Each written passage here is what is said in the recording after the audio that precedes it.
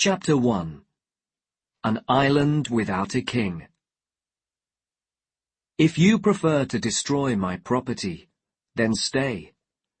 But I will ask Zeus for a day of judgment, and on that day I will destroy you.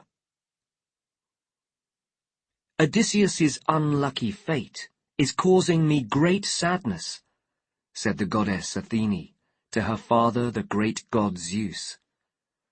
It is now 20 years since he has seen his home and loving family.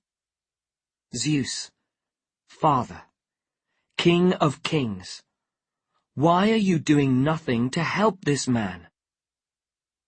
I have not forgotten the great hero Odysseus, my child, replied Zeus. You are right. His troubles have continued long enough. We should bring him home. Thank you, Father, said bright-eyed Athene. First, I will go to Odysseus's palace and talk to his son, young Telemachus. I must make him ready for his father's return. Athene put on her shoes of gold, which carried her as fast as the wind down from Mount Olympus, over land and sea, to the island of Ithaca. As she arrived at Odysseus's palace, she disguised herself as a man called Mentes, a family friend of Odysseus. Outside the house, she found a group of men playing a noisy game, while servants were busy around them. Some of the servants were mixing wine and water in bowls. Others were piling meat onto plates and preparing the tables for dinner. Odysseus's son, Telemachus, was sitting unhappily among the men, dreaming of his father's return. Telemachus saw Athene in her disguise, and felt ashamed that no one was greeting the visitor. He hurried towards her. "Welcome, friend," he said. "Come and have some food. Then you can tell us why you are here." He led Athene to a table away from the other men, worried that his visitor would be upset by their noise and rudeness. A servant poured water into a fine silver bowl, so they could wash their hands.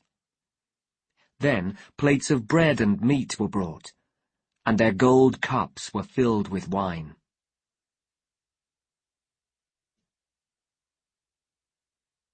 The other men also ate well, then called for a song from the bard Phemius. As Phemius began, Telemachus said to his guest, "Those men over there worry about nothing except music. They have an easy life, living free, while another man pays. If Odysseus returned now, they would wish for a faster pair of legs, not gold or fine clothes. But unfortunately, that will never happen. My father was once the king of this island, but now his bones are probably being washed by the rain in a faraway land, or by the salt sea waves. No one can give us any news of him. But tell me, what is your name? And what is the reason for your visit?" "My name is Mentes," answered bright-eyed Athene. "My family and yours have been friends for many years. I am here because I heard that your father had already arrived home. The gods must be making his journey difficult, but I am sure that he is still alive. He is a resourceful man. He will think of a way to get home. But are you really Odysseus's son? You have grown so tall. You certainly have your father's eyes, although I have not seen him for 20 years, since he left to fight in the Trojan War. Sometimes I wish I had a different father, who was growing old in his own home, Telemachus replied. Odysseus is the most unfortunate man that has ever lived. He is lucky, at least, in his choice of wife, the loving Penelope. But tell me, what are you celebrating with this special meal? And who are these men, who bring no food, but behave like the owners of the house? I have never seen such impolite guests. My friend, Telemachus replied, these men have a meal like this every day of the year. My father's disappearance has brought disaster to this house.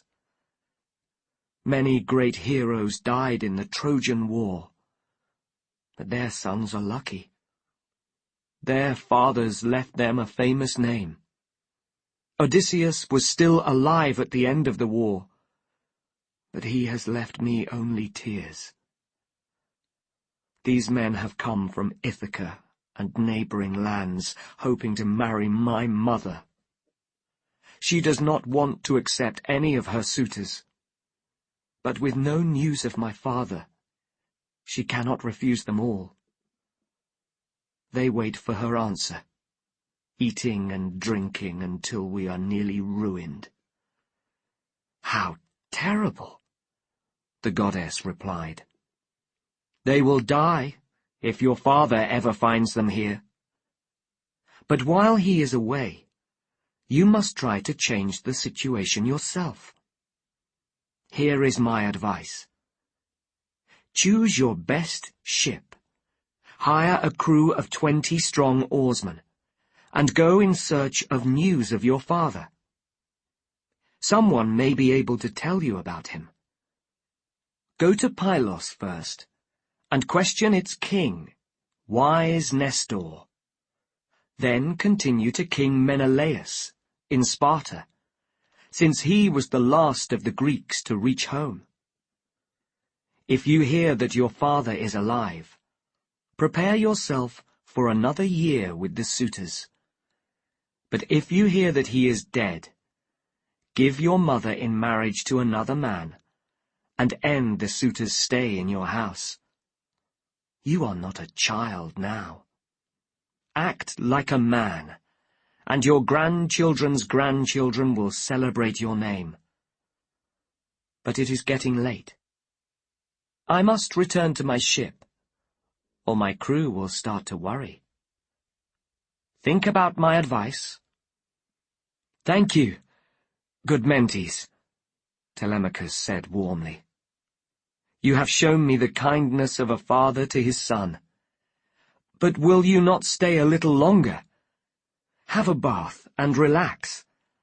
Then you can go back to your ship with a gift from my house. Something beautiful and valuable, as you have proved to be a good friend. No, replied Athene. I am in a hurry to get back to my ship and reach my destination, the port of Temesa. But I will be glad to accept a gift on my way home. When she had finished speaking, the goddess disappeared suddenly, like a bird through a hole in the roof. Telemachus was left feeling braver and more resourceful than before. Noticing this change, he realized that a god had been with him. His mind was filled with thoughts of his father as he rejoined the suitors. He found them listening in silence to Phemius, who was singing about the Greeks' problems on their return from the Trojan War. In her rooms upstairs, Penelope could hear the bard too. She came down the stairs with tears in her eyes. Phemius, she said, you know so many wonderful songs about great heroes and powerful gods. Choose one of those songs for tonight, and let the men here drink their wine in peace. But give us no more of your present song. It always makes me cry. In the events of your story, No one lost a dearer or a better husband than I, whose husband is famous in every corner of Greece." But wise young Telemachus interrupted Penelope. "Mother," he said, "do not stop our great bard from entertaining us as he chooses. The gods are responsible for our fates, not the songs of a bard. It is not surprising that Phemius has chosen this story, as the newest songs are always the most popular. Go back to your rooms, mother, and busy yourself with your work. I am the master of this house, so leave decisions about the entertainment here to me." Penelope was surprised by her son's words, but she knew that he spoke wisely. She returned to her rooms, and there she lay crying for Odysseus until the goddess Athene closed her eyes in sleep. Back in the hall, the suitors were shouting and joking about their hopes to marry the beautiful lady of the house. Telemachus stood up and spoke to them. "Gentlemen," he said, "this is not the way for suitors to behave. Stop this rudeness. Let us enjoy the food and the song. Phemius has the voice of a god. But tomorrow morning, there is going to be a meeting. I am going to make a formal request that you leave my house. After tonight, eat your meals somewhere else. If you prefer to destroy my property, then stay. But I will ask Zeus for a day of judgment, and on that day, I will destroy you." The suitors were shocked by Telemachus's new confidence. For a moment, they did not know what to say. Then Alcinois spoke. "Are the gods teaching you this arrogance, Telemachus? If you are already so arrogant now, I hope you never become king of Ithaca." "I will gladly become king, if the gods wish it," replied Telemachus. "But many other princes in Greece want that title, and they are welcome to it, since my father is dead. I just want to be the master of my own house, and of the servants won by my father in war." Eurymachus now spoke. "You are right, Telemachus. The gods must decide who Ithaca's next king will be. And you should keep your own property and rule your own house. But tell us, who was your guest, and where was he from? Did he bring news of your father, or was he here on business of his own? He left so quickly that we had no opportunity to meet him." "There is never any news of my father. We must accept that he is not coming back. My guest was Mentes, an old friend of my father." Telemachus did not tell them what he knew in his heart, that Mentes was a god in disguise. The rest of the evening was spent dancing and listening to music. When it grew dark, the suitors slowly returned to their own homes. In his bedroom, Telemachus lay awake all night, thinking about Athene's advice.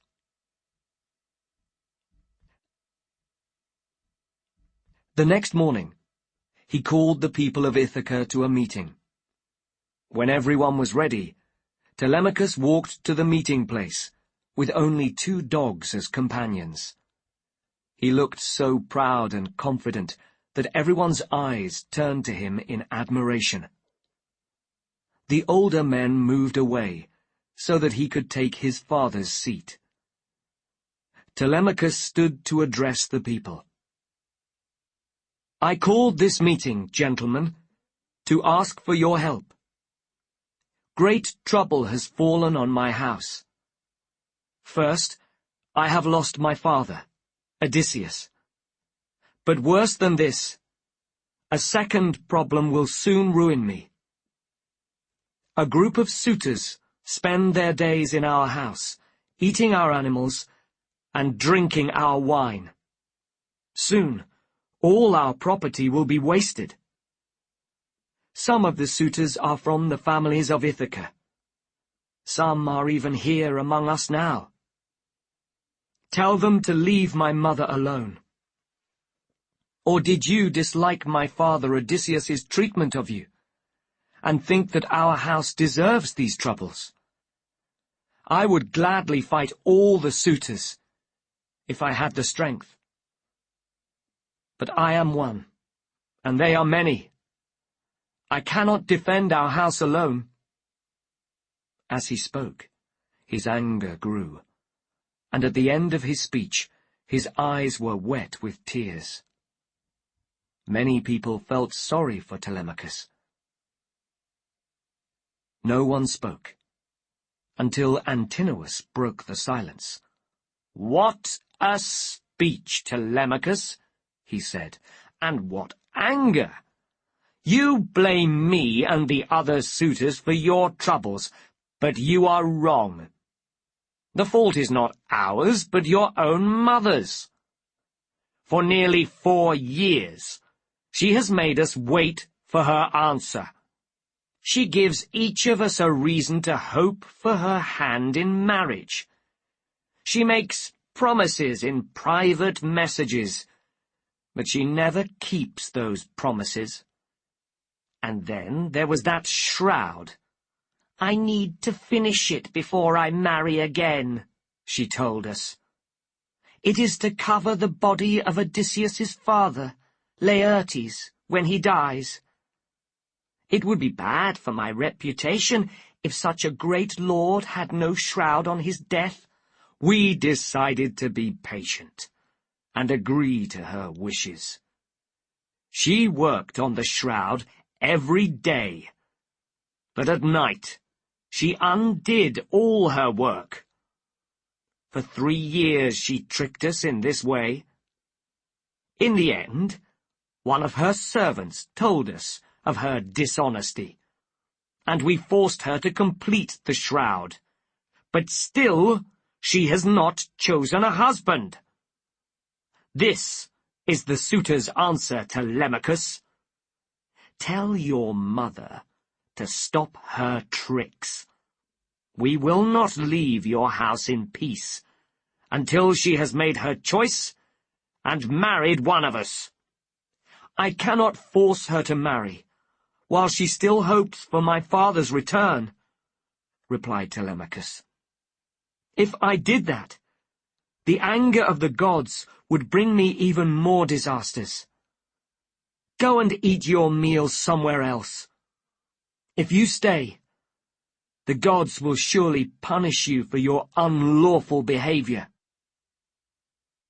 The great god Zeus was listening to his words, and sent 2 eagles to fly above the meeting place.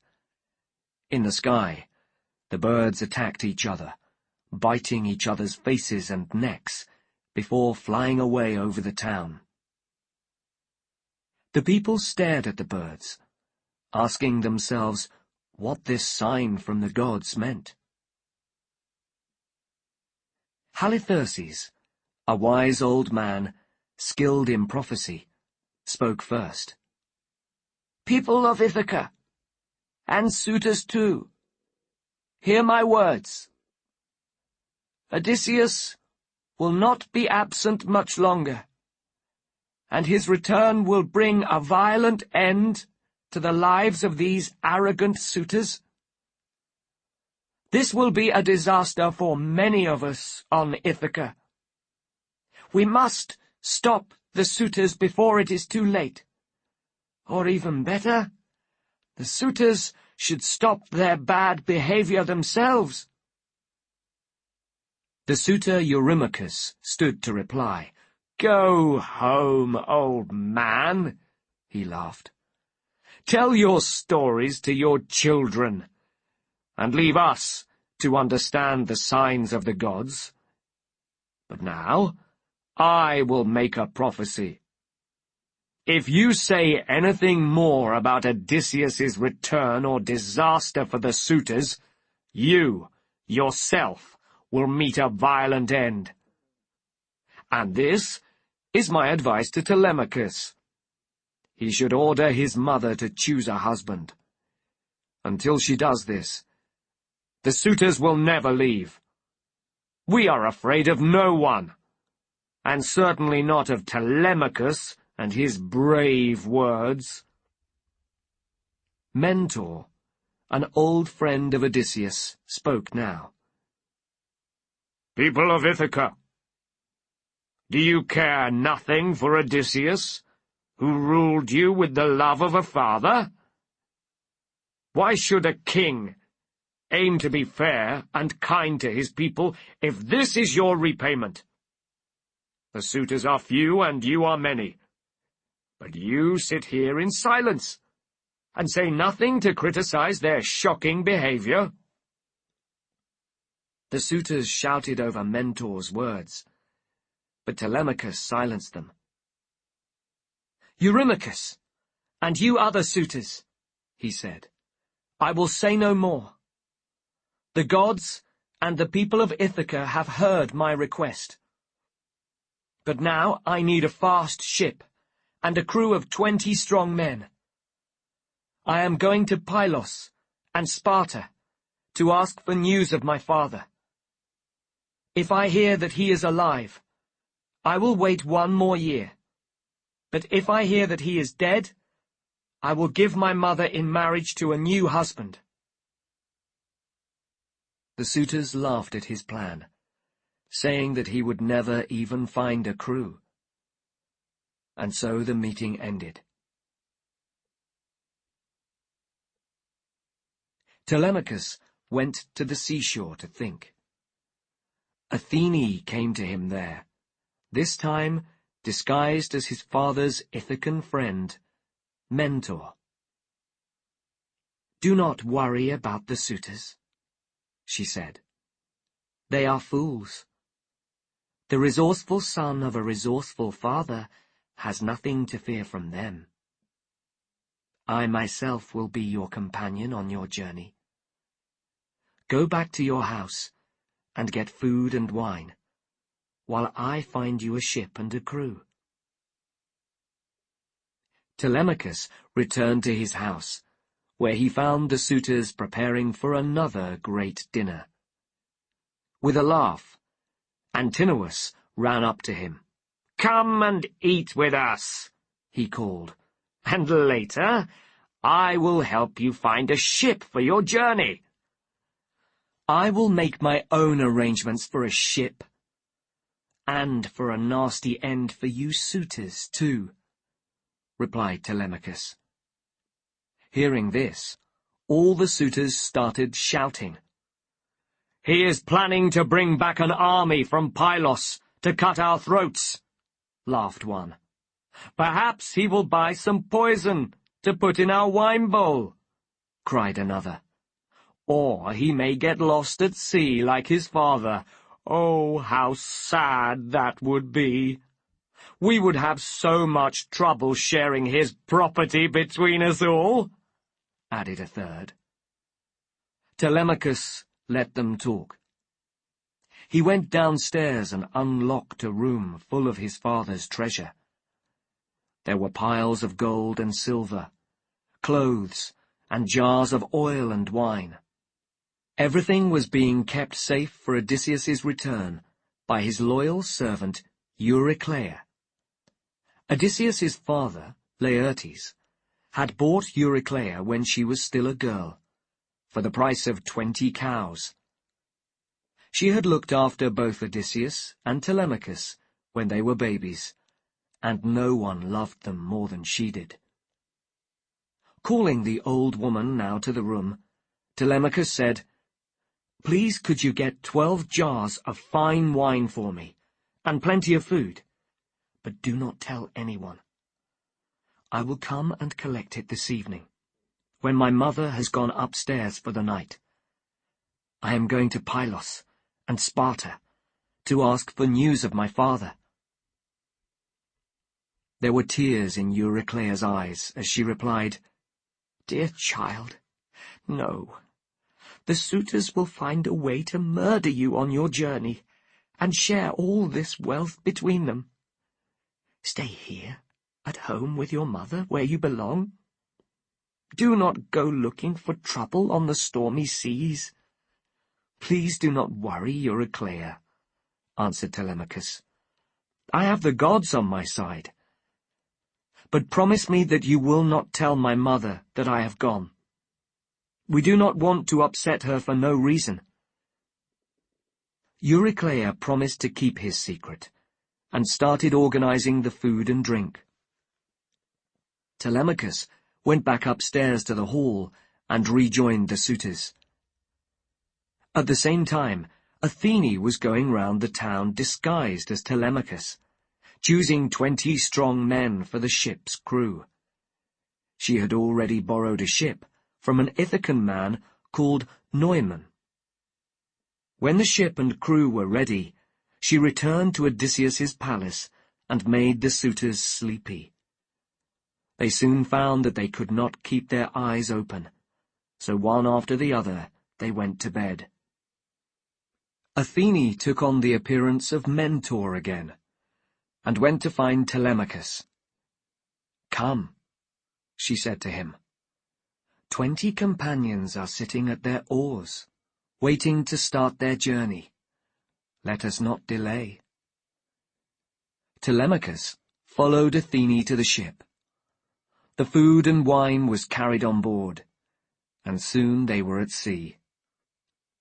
Athene called for a good wind to take them to Pylos, and Telemachus ordered his men to put up the sail. As night turned to day, the ship was making good progress on its way to Pylos. Chapter 2.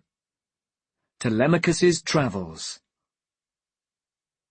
If Odysseus ever proved that he was your friend in the hard years of the war, tell me everything that you know about his death. As Telemachus and his companions came near to Pylos, they saw a great crowd of people on the beach, including King Nestor and his family. Telemachus's crew brought the ship to land.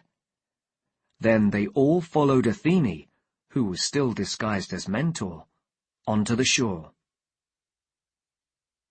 Telemachus was the last to leave the ship. As they walked towards the crowd, Athene said to him, "Remember, this is not a time to be shy. We are here to find out how your father's life ended.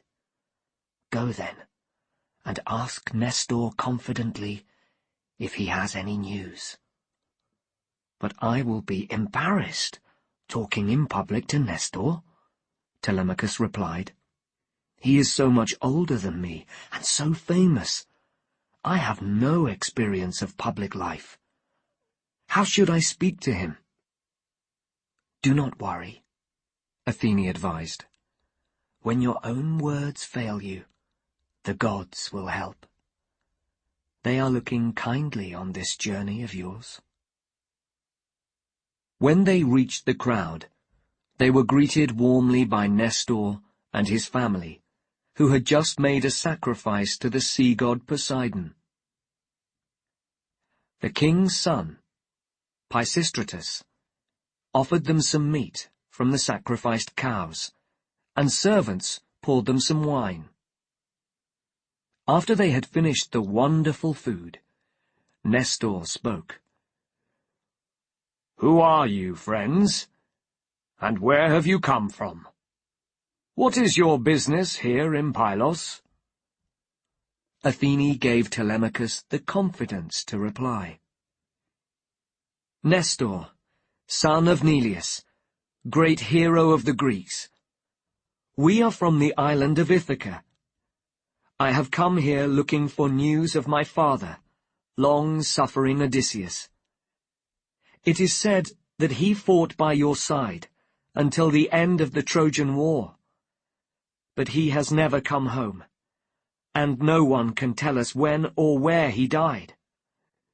"Ah, my friend," cried King Nestor, "what memories I have of that long war! It would take years just to tell you of all the disasters that struck us at Troy. We lost our best men there, Achilles, Patroclus, and my own son, Antilochus, too, a handsome boy, fast and strong. For 9 years we tried to beat the Trojans, but Zeus threw many difficulties in our path. In all those years, no one showed better judgment than Odysseus, your father, if you really are his son. It is not hard to believe, since you look and speak exactly like him. In all those long years, your wise father and I never once spoke on opposite sides of an argument. At every stage of the war, we agreed on the best plan of action. After we destroyed the city of Troy, we left in our ships. But then Zeus sent us all in different directions, because some people among us had displeased the gods. We had arguments about the route home, and some ships were caught by storms. I myself was lucky. My voyage was very smooth. So I heard no news of the other commanders. But what is the news from Ithaca? Are the stories true that a crowd of your mother's suitors are living as uninvited guests in your house? I only wish that the goddess Athene showed you some of the kindness that helped your father so much during the war. If she cared for you like that, the suitors would soon have their thoughts of marriage knocked out of them." "Good Nestor," replied Telemachus, "I cannot hope for an end to my troubles with the suitors, even if it is the gods' dearest wish." "Telemachus," interrupted bright-eyed Athene, "what are you saying? Nothing is impossible if the gods are helping you." "The gods have already sent my father to his death, Mentor," said Telemachus to the goddess. "Is that their way of helping my family?" "Well, my advice to you, Telemachus," continued Nestor, "is to go home quickly and guard your property from the greedy suitors. But there is one more person that you should visit. Menelaus has only just returned home after years lost at sea. Perhaps he will have news of your father. Go now with your ship and crew, or my sons can go with you by land, and show you the way to red-haired Menelaus's palace in Sparta." Darkness was falling, so Nestor invited them to stay the night at the palace. "You are very kind, my lord," said Athene. "Telemachus will gladly accept your invitation, but I must return to the ship. In the morning the crew and I must continue our voyage. Telemachus can travel to Sparta in one of your chariots, if your son can be his companion." When she finished, the goddess turned into a bird and flew away. Nestor and Telemachus stared at the sky in shock. "Telemachus, my boy," cried Nestor, "I think your friend Mentor was really Athene, whose help was so valuable to your father. With a goddess at your side, you have a great future ahead of you." Telemachus spent the night in Nestor's palace, and in the morning Nestor's son, Pisistratus, called for a chariot to take them to Sparta. They arrived 2 days later, and found Menelaus celebrating a family wedding. A bard and dancers were entertaining the guests in the hall, as they ate their dinner. Telemachus and Pisistratus stopped their chariot outside the palace. Menelaus's friend, Eteonius, came out of the hall and saw them there. He hurried to his king, saying, "There are 2 strangers at the gates. Should we welcome them inside, or ask them to continue on their journey?" Red-haired Menelaus answered him angrily, "Eteonius, you are not usually a fool, but you are certainly talking like one now. You and I enjoyed the welcome of strangers in many far lands before we reached home. Go, and help our guests at once, and invite them to join us." Telemachus and Pisistratus were soon following Eteonius into the palace, where they were washed by the servant girls and dressed in fine new clothes. Then they took their seats next to Menelaus in the hall. The servants brought them food and drink, and Menelaus greeted them warmly. Telemachus whispered to Pisistratus, "Look at this room. Have you ever seen so much gold? Surely even Zeus's palace on Mount Olympus does not shine as brightly." Menelaus heard his words and said, "No one's home can compare with the palace of the gods, dear boy. But few ordinary men have collected more treasure than I have. For 7 long years I travelled the world and made my fortune in Cyprus, Egypt, Ethiopia, and Libya. But there were many hard times during those years, and while I was away my brother was cruelly murdered by his wife and her lover. I would happily exchange all the gold and silver in this house for the return of my brother and the friends who I lost at Troy. But although I miss every one of my lost companions, there is one whose death upsets me even more than the rest. Odysseus always tried harder, fought harder, thought harder than anyone else in the war. But his resourcefulness did not help him in the end. He has never returned home. I often think of his family, his father, old Laertes, his loyal wife, Penelope, and his son, Telemachus, who was only a baby when Odysseus left for the war. It must be hard to wait for him year after year. They have probably given up waiting now. It is 20 years since he was last in Ithaca." These words brought tears to Telemachus's eyes, and Menelaus realized at once who his young visitor must be. As he was deciding what to say to him, his wife Helen arrived in the hall. Everyone's eyes followed her across the room in admiration. Long ago, her beauty had been the cause of the Trojan War. A Trojan prince, Paris, had stolen her from her husband's home in Sparta and taken her to live with him in Troy. The Greeks had attacked the Trojans to win her back. Now, returned to her loving husband, her goddess-like beauty still shone bright. One of her ladies helped her into a chair. Another brought her a fine blanket of the softest wool. A third passed her silver work-basket, a gift from a friend in Egypt. As Helen started her work, she asked her husband about the visitors. "Do we know their names, Menelaus? I must say, that young man looks exactly like Odysseus. Could he be Odysseus's son, who was only a baby when the Greek army followed me to Troy?" "I think you are right," her husband replied. "A few minutes ago he was crying when I spoke of my memories of Odysseus."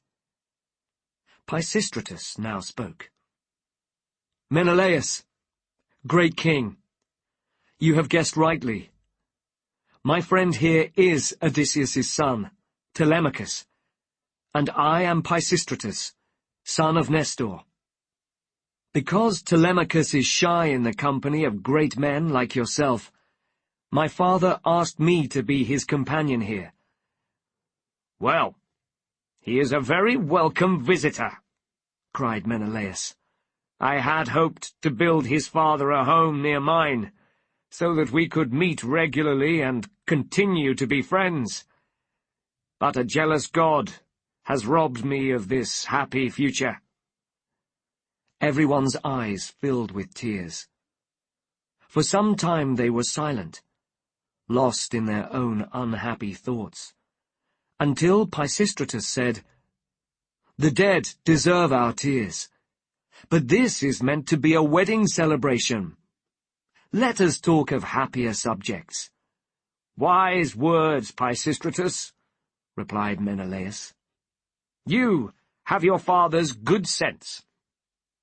He called for more food and wine, and their good humour slowly returned. After a comfortable night in the palace, Telemachus was woken by Menelaus. "What is the purpose of your visit here, Telemachus?" he asked. "Is it public business, or a private matter?" "Great King, I came here to ask you for news of my father. My mother is surrounded by arrogant suitors who spend their days as uninvited guests in my house. They will not leave until my mother chooses one of them. But she delays her choice, as she is still hoping for my father's return. So the suitors wait in my hall, eating my meat and drinking my wine, until I am nearly ruined. I have come here to ask if you have any information about my father. Please, if Odysseus ever proved that he was your friend in the hard years of the war, tell me everything that you know about his death." "I cannot believe that those cowardly suitors are planning to take brave Odysseus' place in Ithaca. Huh! They will get a shock if Odysseus ever returns, and a quick death, too. But to answer your question, I will tell you everything I heard from the god Proteus, whose lips can never lie. I was in Egypt. For 20 days my companions and I had been on an island in the mouth of the Nile, with no wind to take our ships home. We had no more food, and were starting to fear for our lives. But luckily, the goddess Idathea, Proteus's daughter, saw us there and felt sorry for us. My father, sea-loving Proteus, lives on this island, she said. He can tell you how to get home. He can also tell you what has happened in Greece while you have been away. But how will I make your father tell me all this? I asked her. Proteus does not give information willingly. When the sun is high in the sky, Proteus comes out of the sea and sleeps on the beach with the seals. If you and a few companions dress in seal skins, you can hide on the beach and surprise him. Hold him down with all your strength. He will turn into all kinds of shapes as he tries to escape you. But if this fails, he will finally change back to his normal shape. Then you can let him go, and he will answer all your questions. The next day we did as Idathea suggested. At sunrise she dug holes in the sand. We climbed inside, and she put seal skins over our bodies. There we waited with the horrible smell of dead seals in our noses. Soon a great crowd of seals came out of the sea and lay down around us on the beach, and at midday Proteus joined them for a sleep. With a shout, we jumped on him and held him tightly.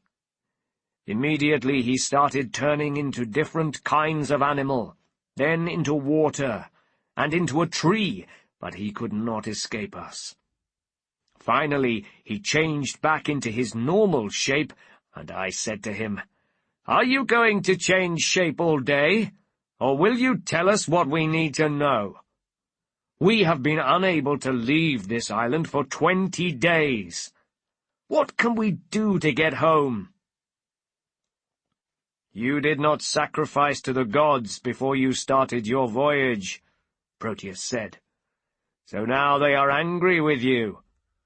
If you want to see your home again, you will have to sail the waters of the Nile once more and make the right sacrifices. Then your voyage home can continue." My heart was filled with sadness at the thought of returning to the Egyptian mainland. But I hid my feelings and said, "I will do as you say. But tell me, what news is there of the rest of the Greek army? Has everyone reached home safely?" "Why, Menelaus, are you asking me this? I warn you, you will cry an ocean of tears when you hear my answer. Most of the Greek commanders are now safe in their homes, but 2 have died. A third, though alive, is held prisoner on an unknown island, far from his friends and loving family. Ajax was the first to die, in a terrible storm at Gyre. But your brother Agamemnon, who had been with Ajax just before the storm, was lucky, and sailed from Gyre with all his ships unharmed. It seemed that he had escaped his fate. When he landed safely in his homeland, Mycenae, he kissed the earth in happiness. His arrival, though, was watched by one of Aegisthus's spies. While you and your brother were at Troy, your cousin, Aegisthus, had turned his attention to wife-stealing. Your brother's wife, Clytemnestra, was his prize. At first, she had listened to his words of love with deaf ears, but before long she had become his willing lover. Now, Aegisthus was waiting for Agamemnon's return. He had already won the wife. Next, he was planning to murder the husband and rule the great lands of Mycenae in his place. When Aegisthus heard the spy's news, he sent soldiers to hide in Agamemnon's palace. Then he went in his chariot to meet the king. Your brother, never guessing Aegisthus's terrible plans, came up with him from the coast, and they celebrated his return together. Then Aegisthus killed him in his own palace, as a man might sacrifice a cow to the gods. Agamemnon's companions were murdered too. There was not a single man left alive. This was Proteus's story, and it broke my heart. I sat down on the sands and cried. After some time Proteus interrupted me, saying, "You have cried long enough. Waste no more time in tears. Is it not better to do everything in your power to reach home, so that you can punish Aegisthus for his crime?" These words made me feel a little better. "You have described the fates of 2 Greek commanders. Who is the third, who is a prisoner on an unknown island? Please tell me his name, even if it brings me more unhappiness." "The third is Odysseus," he replied. "I saw him on the island of the goddess Calypso, with tears running down his face. His only desire is to return to Ithaca. But Calypso is in love with him, and does not want him to leave. Without her help he is a prisoner on the island. He has no ship or crew to carry him home." The old man had nothing more to say. Soon he sank back into the deep salt waters, and I returned with my companions to the ships.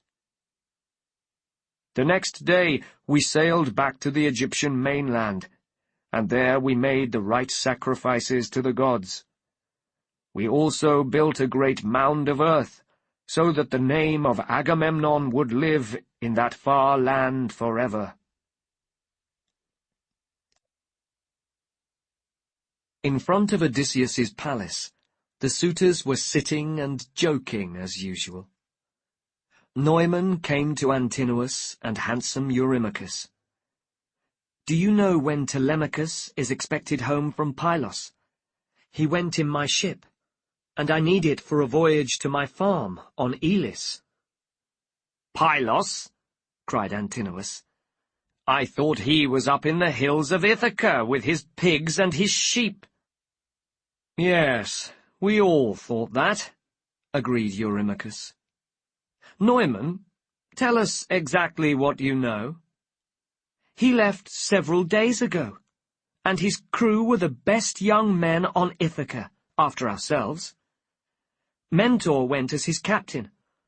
Well, it looked like Mentor on the ship, but in fact, I saw Mentor here on Ithaca yesterday. Very strange." As Neumann walked away, Alcinois and Eurymachus called all the suitors together. "Telemachus is in trouble now," thundered Alcinois. "We said that his voyage to Pylos would never happen, and he has already gone, taking the best men on Ithaca with him. There is only one way to answer this arrogance. Give me a fast ship and a strong crew, and I will wait for him in the water between Ithaca and the Samian rocks.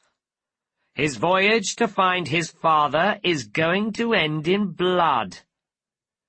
The other suitors agreed to this plan, and asked Alcinois to make all the arrangements. The servant, Medon, heard their conversation and ran to tell his queen. When Penelope heard the news, her knees shook, and her eyes filled with tears. "But why has my son gone?" she asked Medon. "Does he want his bones to join his father's, washed by the salt sea waves? I understand that he was looking for news of his father, my lady," replied Medon, leaving the room quietly. Penelope fell to the floor. Her women servants surrounded her as she cried, "Is there any woman whose fate is crueler than mine? Zeus gave me a good husband, then took him from me. And now my son has been stolen away without a word. And you servants are cruel too. You all knew of Telemachus's voyage, I am sure. Why did no one wake me from my bed as he went to his ship, so that I could stop this foolish adventure?" "Dear lady," replied old Euryclea, "I knew all about his voyage, and I even gave him the food that he needed for it. But he made me promise that I would not tell you. He did not want to upset you unnecessarily. Now go and wash, and put on some fresh clothes. Then pray to Athene. Although the danger is great, the goddess may be able to save him." While Penelope prayed to Athene, Alcinois and his crew prepared their ship. As the sky grew dark, they left the shore and sailed to Asteris, a little island between Ithaca and the rocky coast of Samos. There they waited for Telemachus's ship to come into view. Chapter 3. Leaving Calypso. Even well-built ships do not cross this endless sea. It would be mad to travel such a long distance in a home-made raft. While Athene was helping young Telemachus, Zeus sent his messenger, Hermes, to talk to the goddess Calypso.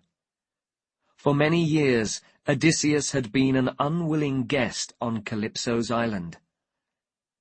Outside Calypso's cave, Hermes stopped to admire the beautiful scene. A little stream ran between trees filled with birdsong, and flowers and fruit grew everywhere. A fire burned brightly at the cave's entrance, and inside he could hear Calypso singing. When she noticed the god entering her home, she said, "Hermes, you are welcome. Come and have something to eat, and tell me what brings you here." "I have been sent here by Zeus," he replied.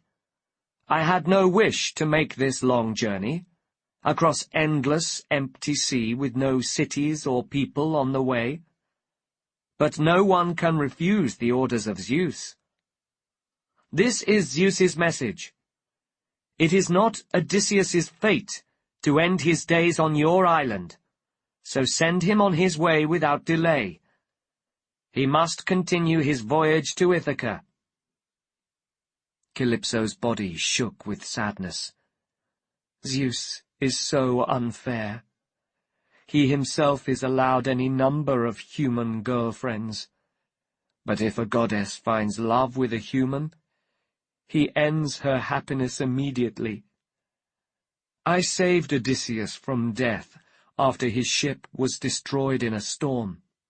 I welcomed him here on my island and looked after all his needs. I even offered to turn him into a god. But now Zeus orders me to let him go. Well, I must do it. I have no choice. But I have no boat to give him, and the voyage is long. I can only tell him the direction to take. "Then send him on his way at once, and you will not have to worry about Zeus's anger." With these words, Hermes started his journey back to the palace of the gods. Calypso went at once to look for Odysseus. She found him sitting on the shore, crying for his lost home, as usual. "Dry your tears," she said to him, "and waste no more of your life on this island that brings you no pleasure. I am ready to help you leave. Cut down some trees and make a raft. I will give you food and drink for your voyage. I will even give you a wind that will blow you to Ithaca, if more powerful gods do not stop me." "Even well-built ships do not cross this endless sea," he replied. "It would be mad to travel such a long distance in a home-made raft. I will not do it. Or can you give me your word that this is not a trick to cause me more trouble?" Calypso smiled and touched his face with her hand. "How can you think that I would trick you like that? By the earth and the sky and by death itself, I promise you, I am just trying to help." After they had eaten together in the cave, she said, "So, have you definitely decided to leave? Please think again. I know you miss your wife, Penelope, but you will have so much pain and suffering before you reach your homeland. Is it not better to stay here with me? A goddess is more beautiful than any human wife, and with me you can escape death forever by becoming a god." "Do not be angry with me, goddess," he replied. "Of course you are more beautiful than Penelope, but I want nothing more than to return home to my family. And I stopped worrying about the dangers of my journey long ago. I have suffered so much already. One more disaster means nothing to me now." When morning came, Calypso gave Odysseus some tools, and he started work on his raft. After 4 days of hard work, the raft was ready. It had a cloth sail and plenty of food and drink on board. a warm and gentle wind blew up at Calypso's command, and with a happy heart, Odysseus sailed out to sea. Keeping his eyes on the stars, he travelled east for 17 days without sleeping, and on the 18th day, the land of the Phaeacians came into view. But Poseidon, god of the sea, saw Odysseus on his raft, and the sight made him angry. "It seems that the other gods have changed their minds about Odysseus," he said to himself. "He has nearly reached the land of the Phaeacians, where his suffering is going to end. But I have not forgiven him for the harm he did to my son. It is not too late to send a little more trouble in his direction." With those words, he covered both land and sea with thick fog. Then he called all the winds together to make a violent storm, and enormous waves crashed down on Odysseus's raft. "O gods!" cried Odysseus, "have you not finished with me yet? Calypso's prophecy is coming true, that I will have more pain and suffering before I reach my homeland. How lucky were my companions who were killed at Troy. They died with their friends around them, and their names live forever. I am going to die in a sea storm, alone and forgotten." As he spoke, a wave the size of a mountain thundered down on him, and threw him off the raft. The waters closed over his head. His clothes, a gift from Calypso, were heavy in the water, and made swimming difficult. But at last he reached the air, and coughed out the salt water from his mouth. With the last of his energy, he swam back to the raft, and threw himself on board. He held on tightly, but the violent winds drove him in every direction, except to safety. Then Poseidon sent another enormous wave towards him.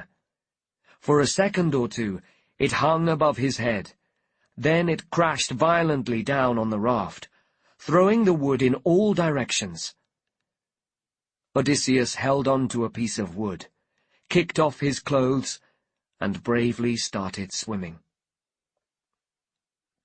Poseidon laughed when he saw this. "It's a long way to the coast, Odysseus, but swim there if you can. I have had my fun with you."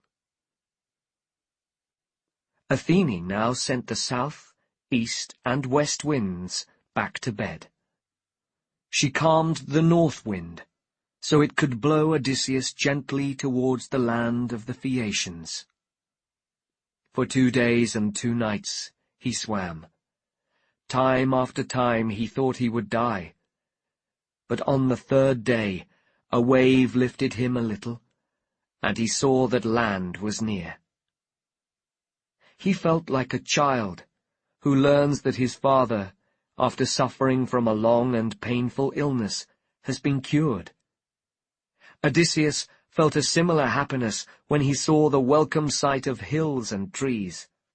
He swam more quickly in his excitement, until he heard the thunder of the waves on the rocks ahead. Too late, he realized that there were no beaches to land on. There were only sharp walls of broken rock. An enormous wave lifted him towards them, and it looked like certain death. But luckily, he managed to save himself by catching onto a rock with both hands. The powerful wave soon pulled his hands away, and he was back underwater. He kicked hard to reach the air. Finally, he decided to swim further along the shore, although he was already so tired. At last, Odysseus came to a more welcoming coastline. He found the mouth of a stream, and there he landed safely. He fell to the ground, too weak to move. He lay there for some time, until he realized that it was getting late. With no clothes, he might freeze at night if he stayed where he was. But was he safer in the woods, where wild animals might be looking for an easy supper? After some thought, he chose the warmer ground of the woods, and looked for a suitable place to sleep. He found 2 trees growing together so tightly that their branches kept out the wind and sun and rain. Between these trees he lay down and covered himself with a blanket of dry leaves. For the first time in 3 weeks, he fell asleep. As Odysseus slept, Athene went to the palace of Alcinois, the Phaeacian king. Alcinois had a young daughter called Nausicaa, as tall and beautiful as a goddess. Athene, disguised as one of Nausicaa's friends, went into her bedroom and whispered in her ear as she slept in her soft bed. "Nausicaa, why are you being so lazy? You will need lots of fine clothes when you are married, but all your clothes are lying around the palace unwashed. Let us go and wash them together in the morning. We must hurry. The young men from every good family in the land want to marry you, and your father will certainly choose a husband for you soon." Athene then returned to her home on Mount Olympus, and a little later Nausicaa woke up. Remembering the strange dream that she had had in the night, she immediately went to find her father. "Father, could I have one of the horses today, and a vehicle to carry our dirty clothes to the stream? Your own clothes need washing, and my brothers often ask for clean clothes to wear at their dances." She did not talk about her own marriage. She was too shy to discuss this matter with her father. But he understood completely and replied, "The servants will bring you what you need, my child." While the servants brought a vehicle and a horse, Nausicaa rushed around the palace, collecting her family's finest and most colorful clothes. Her mother packed her some food and wine for the trip, and soon Nausicaa and a group of her friends were on their way to the stream, talking happily. There were some deep pools in the stream, perfect for washing the clothes. The girls threw them into the water by the armful and started their work. When everything was clean, they stretched out the clothes on the beach. Then they bathed in the stream and sat down for some food, while the sunshine dried the clothes. When they had finished their meal, they started playing a ball game, and Nausicaa sang the instructions. She looked like a young goddess, more beautiful than all the beautiful girls around her. The girls' voices woke Odysseus, and he got out of his bed between the trees to see what was happening. Luckily, he remembered that he was wearing no clothes, and used some leaves to hide his body. But he looked dirty and wild after his terrible days at sea, like a dangerous animal mad with hunger. When the girls saw him, they screamed and ran away. Only Nausicaa stayed to face him. Odysseus's first thought was to throw his arms around the beautiful girl's knees and ask her for help. But he did not want to upset her by touching her. Instead, he kept his distance and said, "Are you a human or a goddess? I cannot guess the answer, since I have never seen such beauty. If you have a human family, how lucky they are. What pleasure they must feel when you dance in their company. And luckiest of all is the man who takes you home as his wife. Princess, I must ask you for help. Yesterday I arrived on this shore, carried here by the winds after 3 weeks on the stormy seas. My raft and my clothes are lost, and I know no one in this land. Pity me in my troubles. Tell me, please, how do I reach your city? And do you have anything that I can use for clothes?" "Sir," she replied, "you will be given everything that you need. The king of this land is Alcinois, and I am his daughter. I will gladly show you the way to his palace." "I thank you, with all my heart," answered Odysseus. Nausicaa now called to her friends. "Come back, girls. There is nothing to fear. This man is an unlucky voyager, and we will help him, since all strangers are protected by Zeus." Odysseus washed his salty skin in the stream, while the girls looked for some clothes to give him. As he dressed, clean at last, Athene used her powers to make him taller and stronger, with thicker hair. Nausicaa whispered to her friends, "When I first saw this man, I thought he was terribly unattractive. Now, though, he looks more like the gods on Olympus. How I would like a man like this as my husband. Hurry now, girls. Take him something to eat and drink." Odysseus was very grateful for the food. While he ate hungrily, the girls packed up the washed clothes. Then Nausicaa called to Odysseus, "We are going back to the city now. I am sure you will understand when I ask you to follow with my friends only as far as the city gates. Inside the city, I must be more careful of my reputation. You can imagine what people will say if they see me with a handsome stranger. They will guess that I have refused all the men from local families and chosen a foreign husband instead, or that a god has taken me as his wife. That kind of talk will not help me to find a good husband when the time comes. So we will leave you at the entrance to the city. Give us time to return to the palace, then join us there later. In the city, look at no one and ask no questions. My people are great sailors, thanks to Poseidon, with the fastest ships in the world, but they are not always good hosts. When you enter the palace, look for my mother, Queen Arete. She usually sits next to my father in the great hall, and, as the daughter of the last king, she is as powerful and popular as King Alcinois himself. Throw your arms around her knees and ask for her help. If she feels pity for your situation, you will soon see your homeland again." Odysseus willingly agreed to the plan. At the end of the city, he waited while the princess and her friends returned to the palace.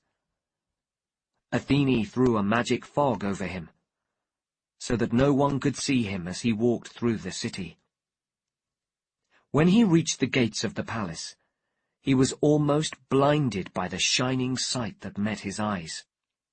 Hanging on silver posts were 2 great doors of gold, and inside were hundreds of beautiful works of art, also made of gold.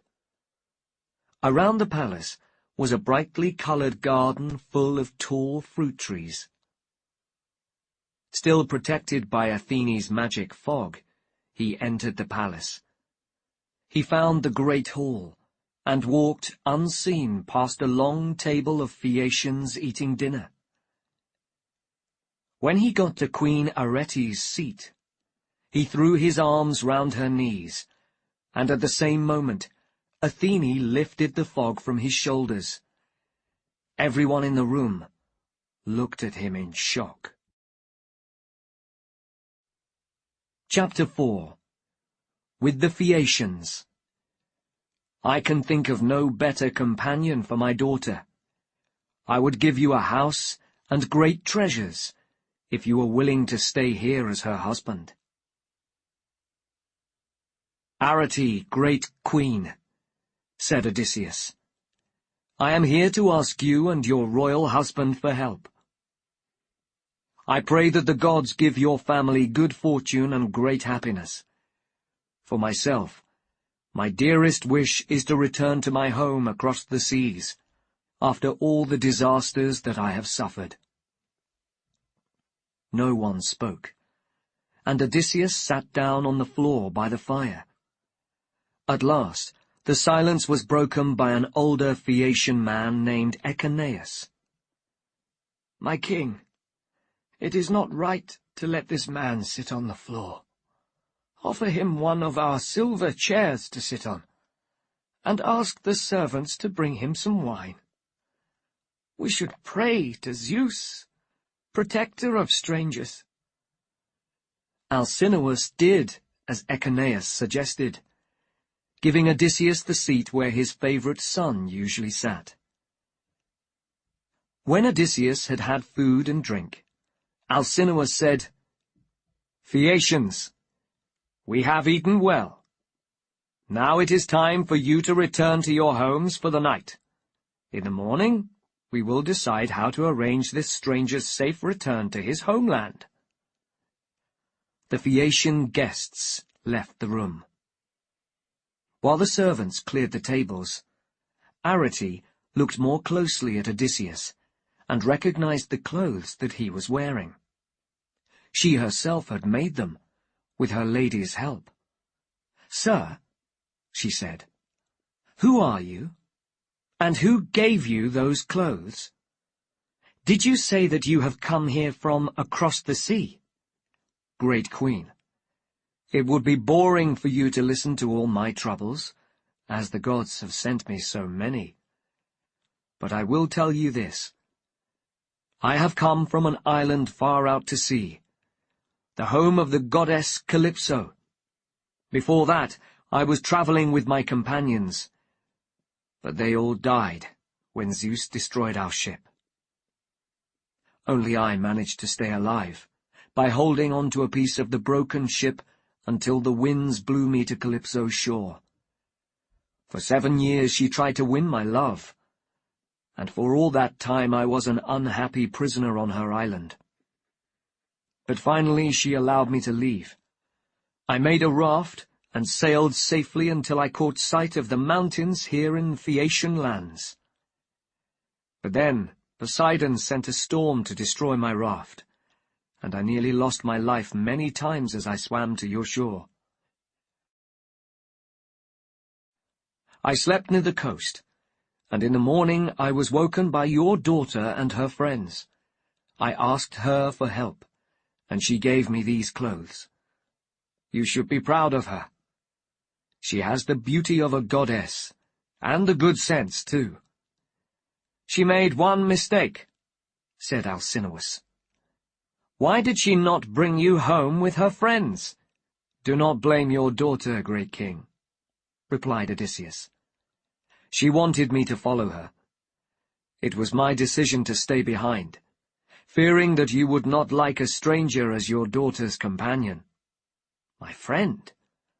I can think of no better companion for my daughter. I would give you a house and great treasures if you were willing to stay here as her husband. But we will not keep you here by force. Tomorrow you can make your voyage home. It will only take a day. It does not matter how far you are going. You will soon learn why the Phaeacians have such a good reputation as seamen." Odysseus's heart filled with happiness as he heard Alcinous's words. Arete showed him to the bed that the servants had prepared for him, and he spent the night dreaming of a happy return to Ithaca. In the morning, 52 young men were chosen as the crew for the voyage to Odysseus's homeland. They prepared their boat down at the port, then came to the palace for a meal. When they had eaten, Alcinois called for his bard, Demodocus. "Demodocus, the gods have given you a special gift. Your songs never fail to please our ears, whatever subject you choose for your story. Sing." Demodocus sang of the Trojan War, and the argument between Odysseus and Achilles that had started a great wave of disasters for the Greeks. As Odysseus listened to the bard's song, he put his hands over his face and cried. He tried to hide his tears from the Phaeacians, but Alcinois noticed his sadness. Not wishing to upset his guest, he stopped Demodocus after a pause in the song. "Good people, we have enjoyed the food and the song. Now let us go outside and show our guest that the Phaeacians are also good sportsmen." Everyone followed Alcinois to the city's meeting place. The finest young men in the land rushed forward to show their skill. First, there was a running race. A great cloud of dust followed the runners around the course. Euryalus was soon far ahead of the rest, and won the race easily. Next came throwing, jumping, and fighting competitions. Each had a different winner. Alcinous's son, Laodamas, who had won the fighting, then went to Odysseus and said, "Come, sir, and join our games. Forget your troubles for a few minutes, since you will soon be back in your homeland. If you are good at sport, there is no better way to make a famous name for yourself." Odysseus replied, "My heart is too full of sadness to play in your games. I have suffered disaster after disaster, and now I can think of nothing except my voyage home." Euryalus, the winner of the running race, joined them. "We understand, sir," he said. "We were wrong to think that you might have strength or speed. You are more like a sea captain, worrying about his business and his ship. Clearly you are not a sportsman." Odysseus gave him an angry look. "You should be ashamed of yourself for that insult," he said angrily. "Some men do not have the fortune of good looks, but they win popularity with the people for their fine intelligence and wise words. Others, and you are one, are good-looking but arrogant, with no good sense at all. Your words have angered me. I am not unskilled at sport, as you suggest, but after years at war and on the stormy seas, I am not as strong as I once was. I will join your competition, though, if you wish it. I will not listen to more of your insults." Odysseus jumped from his seat and picked up a stone disc much bigger than the ones that the Phaeacians usually used. Putting all his weight into the throw, he sent the disc flying through the air. It landed far beyond the throw that had won the competition earlier. Odysseus turned to the Phaeacians with a smile. "Now, beat that if you can," he said. "But I will probably make an even longer throw in a minute.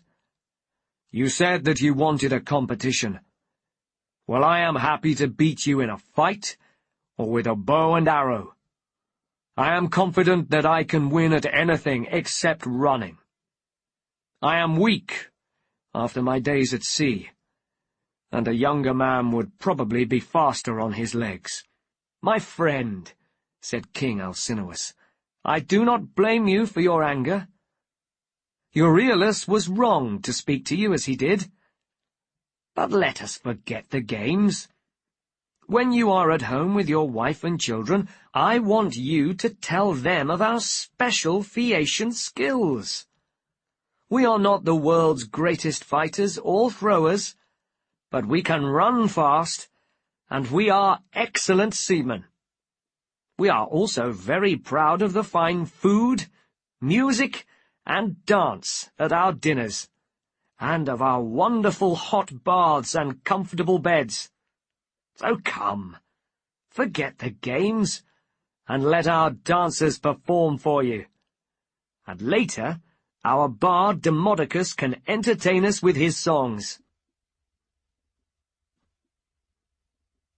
For the rest of the afternoon, Odysseus watched the traditional dances of the Phaeacians, and listened to Demodocus's stories of the gods. The entertainment ended with a dance by two of Alcinois's sons, Laodamas and Halius, in which they threw a purple ball to each other as they moved in time to the music. "You are right to be proud of your dancers," Odysseus said to his host. "I have never seen such a wonderful performance." His words pleased Alcinois. "Phaeacians," said the king, "we must give our guests suitable gifts to take home. I and the other 12 princes of the land should each give him some fine clothes and a bar of gold.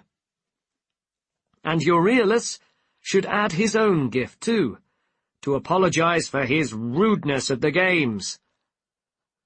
Everyone agreed with Alcinois's suggestion, and the gifts were organized at once. Euryalus gave Odysseus a well-made sword, saying, "Sir, your visit has been a great pleasure to the Phaeacian people. If my words upset you, let the winds blow them away. I pray to the gods that you have a safe voyage on our ship, and a warm welcome when you reach your home." "Friend," replied Odysseus, "I thank you, and pray that the gods give you a happy life. Your words at the games are now forgotten." Queen Arete packed the new clothes and the gold in a chest, and added a gold cup from her husband. Then the servants poured Odysseus a hot bath, and what a pleasure it was to lie in that bath, after his hard weeks at sea. When he was dressed, he went back to the great hall. Nausicaa was standing at the entrance to the hall, looking like a goddess. She was filled with admiration when she saw Odysseus.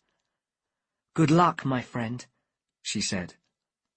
"Think of me sometimes when you are safely back home. You would not be alive without me."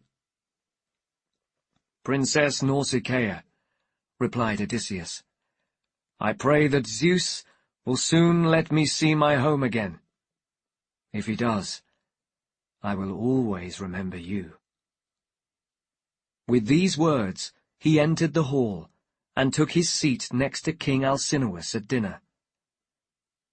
When he saw Demodocus arrive, he asked a servant to take the bard a plate of meat. Demodocus accepted it with pleasure, and Odysseus said, "I have never heard music as beautiful as yours, Demodocus, and it is wonderful that you know the story of the Greeks' actions at Troy so well. Can you tell us now about another part of the war, when the Greeks built their wooden horse? If you sing of this as it really happened, I will tell the world of your God-given skill." The bard was happy to take this story as his subject. The wooden horse was, he sang, Odysseus's idea for getting Greek soldiers inside the walls of Troy. An enormous, hollow horse was made, and Odysseus and some others hid inside. Then the rest of the Greeks burnt their defences and sailed away from the coast, pretending that they had given up the war. When the Trojans saw the horse, they pulled it through the gates of the city, but they argued about what to do next.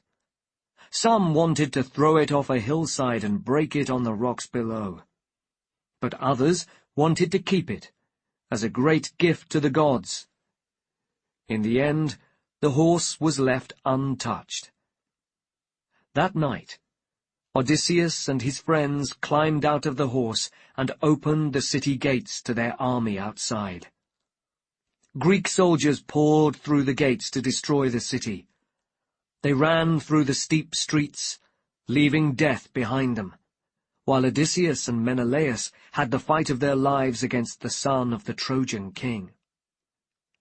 While the bard was singing, tears ran down Odysseus's face. When Alcinois noticed his guest's condition, he said, "Phaeacians, though Demodocus tells his story beautifully, it does not please everyone in the room. Since we began our meal, our guest has been crying bitterly. Let us stop the story now, so that he can enjoy his last evening with us. We do not want to upset him. And, sir, you should tell us now who you are. Where is your home?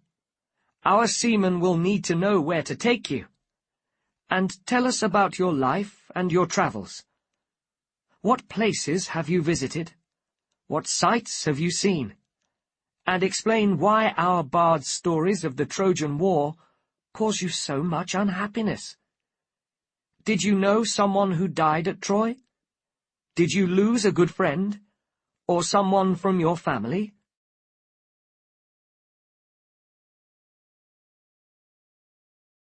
Chapter 5. A Monster with One Eye. He jumped up, caught 2 of my companions in his great hands, and knocked their heads against the stone floor of the cave. "King Alcinois," said Odysseus, "I do not know where to begin and end my story. The gods have put so many troubles in my path. But I shall start by giving you my name. Though my home is far from here, I want you all to think of me as your friend. I am Odysseus, son of Laertes, and my home is on Ithaca. It is a rocky island, but there is no sweeter sight for a man than his own country. The whole world talks about my clever plans during the Trojan War. But let me tell you about the disastrous voyage that followed. From Troy, I sailed with my companions to the city of the Cicones, who had fought for the Trojans in the war. We destroyed the city and killed most of the men who lived there. We shared the women and the treasures from the city between us, and then I told my men to leave. The fools refused. There was still a lot of wine and meat in the city, so they stayed there, filling their stomachs. This gave the Cicones time to get help from other cities in the area, whose armies were larger and better trained. In the morning, they attacked us, as many of them as the leaves and flowers in spring. We held them back at first, but after a whole day of fighting they broke our line. My men and I had to run to our ships in confusion, with the enemy at our back. 6 men from each of our 12 ships were killed. The rest of us were lucky to escape alive. We sailed away as fast as we could, crying for our lost companions. Soon there was more trouble. When we were nearly home, the winds carried us in the wrong direction, past Cythera. For 9 days we were chased across the waves by those disastrous winds, and on the 10th day we reached the land of the Lotus Eaters. We got out of the ships, collected fresh water for the next part of our voyage, and had a quick meal on the beach. Then I sent 3 of my companions to find out what sort of people lived in this land. The men soon met the Lotus Eaters. Luckily, they were peaceful people who liked to share their lotus fruit with strangers. There was just one problem. If you ate this sweet fruit, you forgot all thoughts of home. Immediately my companions had no wish to return to the ships and bring us news. They only wanted to stay with the Lotus Eaters and eat lotus fruit all day. In the end, I had to use force to bring them back. Tears ran down their faces as I tied them onto the ship and ordered the other men to continue the voyage home. Next we came to the land of the Cyclopes. They are rough, lawless people, one-eyed and much taller than normal men. They have no form of government, but live with their families and their sheep in caves in the mountains, paying no attention to their neighbors. They live on good farmland, but they do not grow food on it. They have no ships, either, so know nothing of the outside world. We landed on an island not far from the Cyclopes coast, and had a look around. No one lived on the island, but there were plenty of animals and fruit for food, and a fresh-water stream. It was a perfect place to rest from our voyage. Some of the men went hunting, and soon there was meat cooking on the fires. All day we ate, washing down the food with red wine that we had taken from the Cicones. We looked across the sea to the land of the Cyclopes. We could see the smoke from their fires, and could even hear them calling to their sheep. The next morning, I called the men together. "My friends," I said, "I am going to take my ship to find out what kind of people live in that land over there. The rest of you stay here and wait for our return." My crew sat at their oars, and it was not long before we had crossed to the mainland. As we were making the ship safe on the beach, we noticed a cave close to the sea. It had a very tall entrance, and an area outside surrounded by a great wall of stones and branches. I chose my 12 best men to come with me, and told the rest of my loyal companions to guard the ship. I filled a large wineskin with the finest wine from the ship. It had been a present from one of the Cicones, a servant of the god Apollo, whose family I had protected during our attack on his city. It was a wonderful drink. The servant had kept it secret for many years, and when he drank it, he mixed 1 cupful of wine with 20 cupfuls of water. The smell of the wine was heavenly, and no one could refuse a drink of it. I brought this wine with me, and some food, because I had a strange feeling that the people in this land were not going to be welcoming hosts. It did not take us long to reach the cave. Its owner was not at home, so we went inside and looked around. There were enormous baskets of cheese, wooden buckets full of milk, and sheep organized into different age groups, newborn babies in one area, spring-born in another, and summer-born in a third. My men suggested taking some cheese and sheep to the ship, and sailing away quickly. Although this was good advice, I decided instead to wait for the owner of the cave to return. I was hoping for some gifts from our host. We lit a fire, ate some cheese, and sat down to wait. At last, the cave's owner arrived. He was a great monster, more like a mountain than a man, and had 1 big eye in the middle of his face. He was carrying an enormous pile of dry wood for the fire, which he threw down on the ground inside the cave with a great crash. We were so frightened by the noise that we ran to the back of the cave. He had been out on the hills with the adult sheep.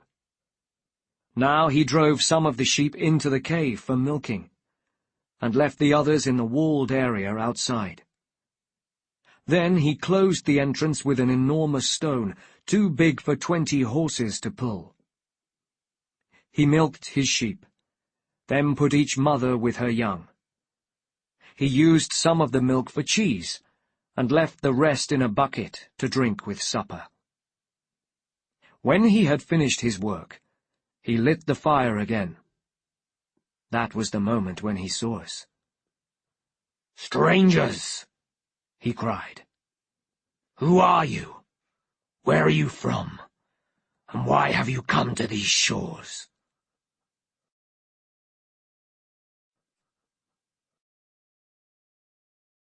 The man's monstrous body and deep, loud voice filled us with terror. But I managed to find the words to reply. "We are Greeks," I said, "on our way back from Troy. The winds drove us in the wrong direction, as the gods intended, I suppose. We are proud to say that we fought with great Agamemnon in the Trojan War. But now we are asking for your help. We are hoping that you can welcome us as your guests, and perhaps even give us some gifts. Remember your duty to Zeus, who is the protector of travelers in need of a friendly welcome." "Stranger, you must be a fool, or from very far from here, if you think I care about Zeus and the other gods. We Cyclopes are much stronger than the gods. I will only be kind to you and your men if it suits me, not out of fear of Zeus's punishments. But tell me, where did you leave your ship? Was it near here, or further along the coast?" His question was intended to trick me, but I am not a fool. I quickly thought of a story to tell him. "Our ship was destroyed in a storm off your coast. It is in pieces on the rocks north of here. Luckily, I and my friends here escaped alive." The cruel monster did not reply. Instead, he jumped up, caught 2 of my companions in his great hands, and knocked their heads against the stone floor of the cave. He ate their legs first, then their arms, then the rest of them, even the bones, until there was nothing left. We watched in shock, praying to Zeus for pity. When the Cyclops had finished his meal and washed it down with milk, he stretched out next to his sheep for a sleep. I felt for my sword, planning to kill him as he slept. But then I saw the heavy stone in the entrance, and realized that without his strength, we could never get out of the cave. So we waited fearfully for morning. When he woke, the Cyclops lit the fire again and milked his sheep. Then he took 2 more of my men and ate them greedily. Finally, he pushed the stone away from the entrance without difficulty, drove the adult sheep out of the cave, and replaced the stone. As he went with the sheep to find grass, I was left in the cave with murder in my heart. This was my plan. In the cave, there was an enormous stick. The Cyclops sometimes carried it when he was out walking, but it was big enough to support the sail of a good-sized ship. I cut off part of this stick and gave it a sharp point at the end. Then my men and I held it over the fire to make it hard. When it was ready, we hid it at the back of the cave. Then I chose 4 men to help me when the Cyclops returned. Evening finally came, and the Cyclops returned with his sheep. This time he left none of the sheep outside in the walled area. When they were all safely inside the cave with him, he closed the entrance with the stone, did the milking, took another 2 of my men, and started eating. Trying to hide my fear, I went to him with a wooden bowl full of the wine that I had brought with me. "Here, Cyclops, have some wine to wash down your meal. There was some very fine wine on our ship. We brought it to you as a gift, hoping that you would help us on our journey home. We wanted to be your friends, but your treatment of us has been more terrible than we ever imagined. Are you not ashamed of your behavior?" The Cyclops laughed and took the wine. It tasted so good that he drank it quickly and asked for more. "And while you pour it, tell me your name," he said. "I would like to give you a present too, something that you will really like. We Cyclopes have wine too, but it is nothing compared to this drink of yours." I gave him another bowlful of wine, and he drank it even more quickly than before. 3 times I filled the bowl for him, and 3 times the fool drank to the bottom of the bowl. Finally, when the wine had confused his mind, I said, "Cyclops, you asked me my name. I will tell you, and then you can give me the gift that you have promised. My name is Nobody." The cruel monster answered, "And here is my gift. Of all these men, I will eat Nobody last."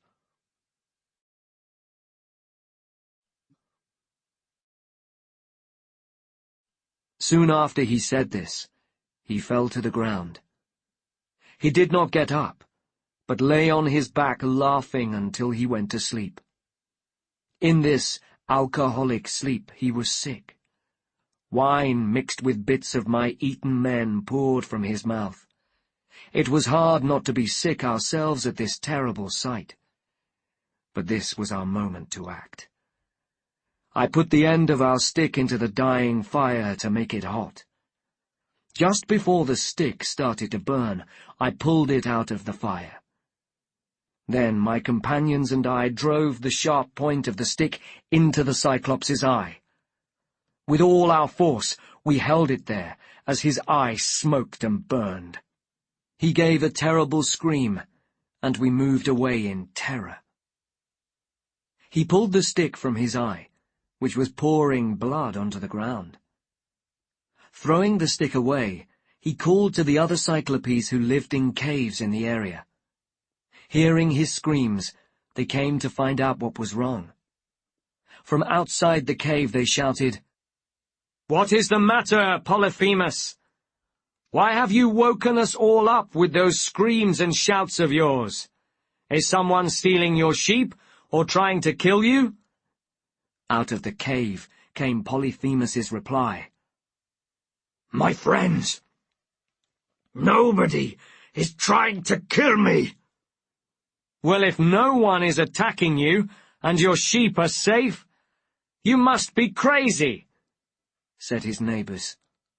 "Illnesses of the mind are sent by Zeus, so we can do nothing to help you. You should pray to your father, the god Poseidon." And his neighbors went home, while I laughed that my false name had tricked them so easily. The Cyclops was still crying out in pain. He felt around the mouth of the cave with his hands, hoping to catch us as we tried to escape. Did he really think that I was so stupid? But if we wanted to leave the land of the Cyclopes alive, we needed a good plan. I spent a long time thinking.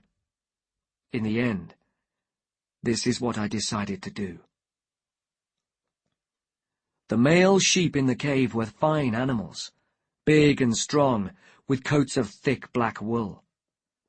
I quietly tied these sheep together in groups of 3, putting one of my men under the middle sheep in each group, so that there was a sheep on either side to protect him. For myself, I chose the biggest sheep of all. I held on to his wool and hung upside down between his legs. We waited like this until morning.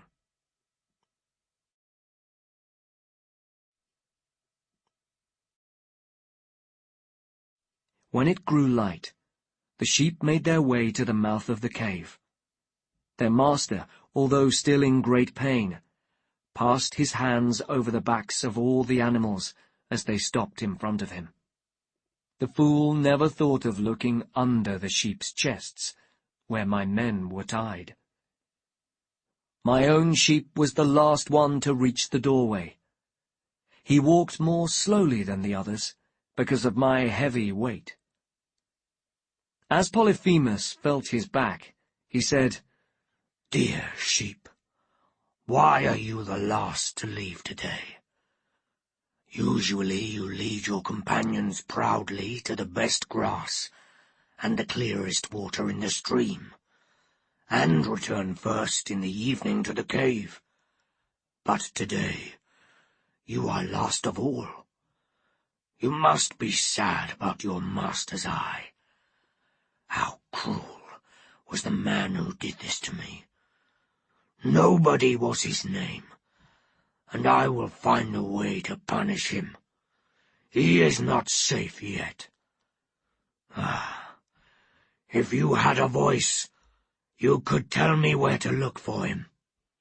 I would break open his head on the floor of the cave to pay him back for the pain that he has caused me." With these words, he let the sheep pass through the mouth of the cave. When we were a safe distance from the Cyclops, I came out from under my sheep and untied my companions. Then we quickly drove the sheep down towards our ship. The men of the ship were very happy to see us, but their smiles soon disappeared when they heard of the terrible fate of our lost companions. Their loud crying was putting us all in danger, so I made them get the sheep onto the ship as quickly and quietly as possible. Then the crew sat at their oars and took the ship out to sea.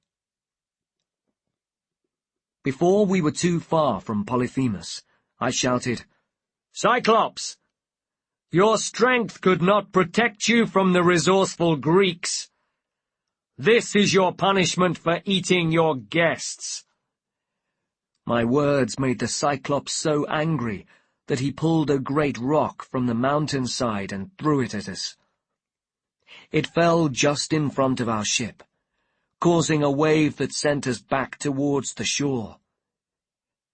With a long stick, I pushed us back out to sea, and the crew pulled hard on their oars to save us from disaster. When I started to shout at the Cyclops again, my men tried to stop me. "Why do you want to anger this monster?" they asked. "He nearly killed us with that last rock. The next one will certainly be the end of us." But I was too full of emotion to listen to their advice. "Cyclops," I shouted again, "you should know the name of the man who blinded you. If anyone asks you, tell them that it was Odysseus, destroyer of cities, son of Laertes, who lives on the island of Ithaca." The Cyclops cried sadly, "So, the prophecy was true. Long ago I was warned that a man called Odysseus would rob me of my sight. But I had always expected a powerful man, someone bigger and stronger than me.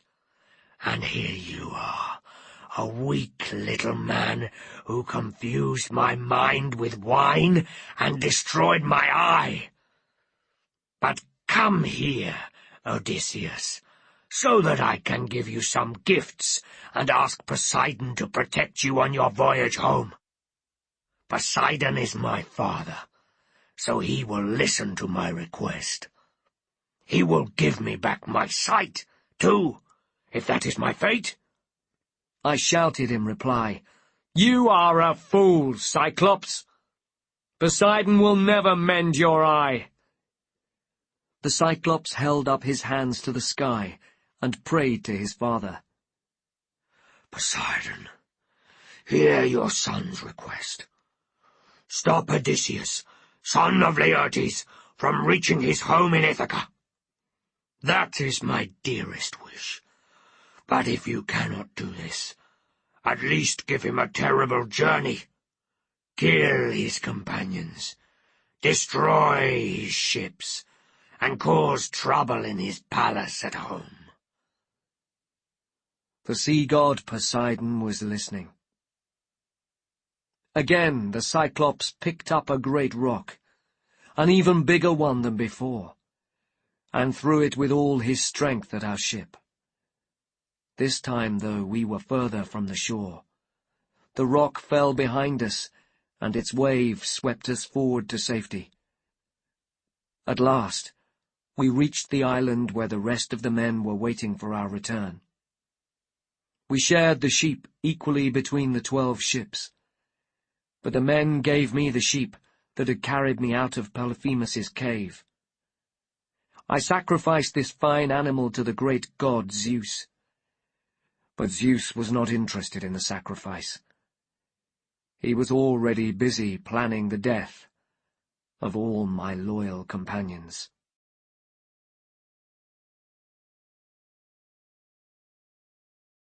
Chapter 6.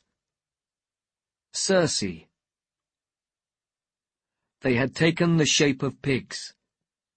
Their minds were still human, but they could not speak. Only pig noises came from their mouths. We sailed towards home, thinking sadly of the dead friends that we were leaving behind. Next we came to the island of Aeolia, the home of Aeolus and his 12 children, 6 daughters and 6 fine sons. Each son is married to one of the daughters, and they spend all their days with their parents, eating wonderful food from dishes of gold. For a whole month, Aeolus entertained us. He wanted to know all about the war in Troy, the Greek army, and our return home. I told him everything that I could. I soon learnt that Zeus had given Aeolus control of the winds. He offered to help us on our journey by giving me a leather bag in which all the strong and stormy winds were kept prisoner. He put this bag carefully in my ship, and tied it up tightly, so that the winds had no chance of escape. Then he sent us on our way with a gentle wind from the west, which blew our ship safely towards home.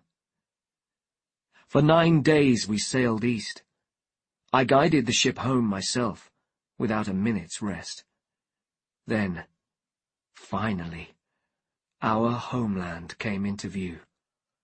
We could even see people working outside their houses. At last, I felt that I could relax, and fell into a deep sleep. While I slept, my crew started talking about the bag from Aeolus. "There must be a fortune in gold and silver in that bag," they said. "Odysseus is so greedy. He is going home rich, but we, who have travelled the same distances and lived through the same dangers, are returning with nothing. It is just not fair. Let us see how much treasure he has got in that bag." Without stopping to think, they untied the bag. Immediately the winds rushed out, and a violent storm blew up. Our 12 ships were carried back out to sea, far away from our homes on Ithaca. The men were all crying when I woke up. When I realized what had happened, I nearly threw myself into the sea to end my life. But I stayed on the ship, and we were all driven back to the island of Aeolus. After a quick rest on the beach, I went with 2 companions to Aeolus's palace. When he saw us outside his hall, he cried, "Odysseus, what unlucky fate has brought you here again?" Sadly, I answered, "The stupidity of my crew and my own need for sleep have brought me back. Please help me again. I am sure that this time my voyage will be successful." He was silent. Finally he shouted, "Get off this island at once! It is not right for me to help a man who is so hated by the gods. Your arrival here proves that you have no friends on Mount Olympus. Leave, now!" His words upset me deeply, but I left the palace as he ordered and returned to the ships. We sailed for home again, but with none of the good humor that went with us on our earlier voyage.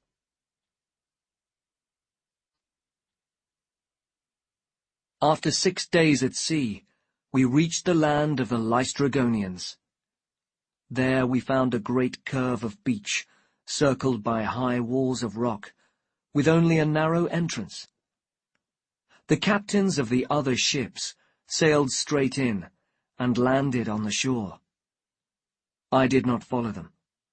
Instead, I tied my own ship to a rock just outside the entrance. We all climbed up the steep rocks to find out what kind of land we had come to. We saw no farms and no people. But there was some smoke in the distance. I sent 3 of my men in the direction of the smoke. They followed a path for some time, until they saw a big, strong girl carrying buckets of water into a town. When they asked her about her country's king, she pointed to the high roof of her father's home. She was the daughter of King Antiphates. The men entered the king's palace and met his wife, a woman as tall as a mountain.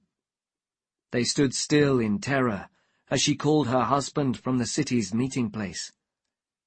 When the enormous Antiphates arrived, he immediately caught one of my companions in his hands and ate him. The other 2 ran away and managed to reach the ships. But Antiphates was soon at the coast with an army of monstrous Lystragonians. Standing high above the beach, they threw rocks down at the ships and men on the shore. When the ships were all broken, they picked up the men one by one and ate them. The cries of the dying men were terrible, but I could do nothing to help them. My ship was beyond the entrance to the beach, safe from the monsters. My crew, fearing for their lives, pulled hard on their oars, and we were soon in the safety of the open sea. But that was the end of all the other ships. My crew and I travelled across the sea to the island of Aea. There we lay on the beach for 2 days, not eating or drinking, but thinking sadly about our lost companions. On the morning of the 3rd day, I climbed a hill to look at the island. There was just one house in the middle of a forest. I decided not to go there at once. Instead, I went hunting and returned to my men with some fresh meat. "My friends," I said to them, "disaster has followed disaster recently, but we are still alive. Get up and eat. There is no point in dying from hunger." They did as I advised, and when night came, they were feeling a little stronger and more hopeful. The next morning I called a meeting. "I will not lie to you, friends," I began.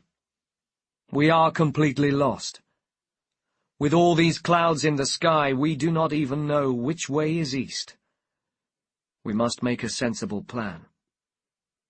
But I do not know what to suggest. We are on an island, and there is a house in the middle of a forest. There is nothing else that I can tell you." At this news, the men lost all hope. They thought of the Lystragonians and refused to visit any more strangers. But we had to find help from somewhere. In the end, I put the men into 2 groups. We said goodbye to each other with tears in our eyes, fearing that we would never meet again. My group stayed by the ships, and Eurylochus, led the other group into the forest. Between the trees, they soon found a house built of stone. Dangerous animals surrounded the house, but instead of attacking the men, they greeted them as a friendly dog greets its master. The men stopped, confused by this unusual behavior. They could hear a woman singing inside the house. After a whispered discussion, the men decided to call out to her.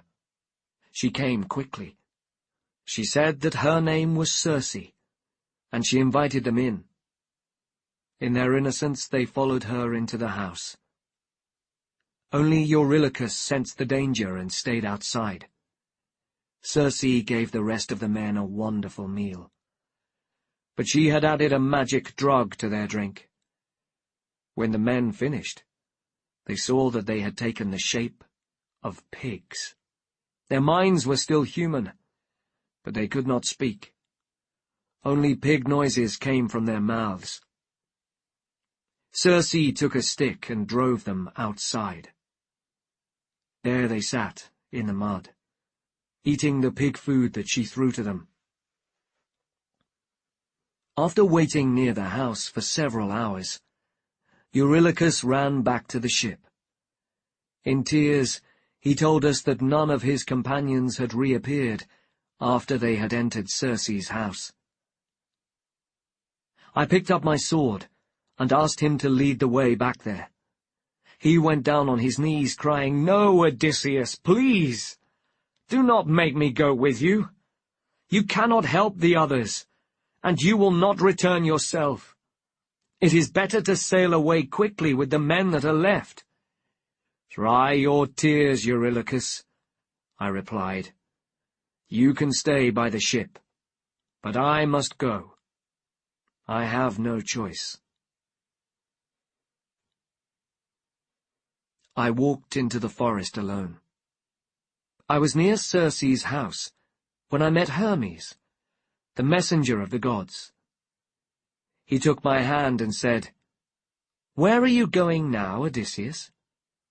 Are you planning to free your friends from Cersei's magic? Be careful. She has turned them into pigs. You are likely to suffer the same fate and never see your homeland again. But I can help you. This flower is a drug that will protect you from Cersei's magic.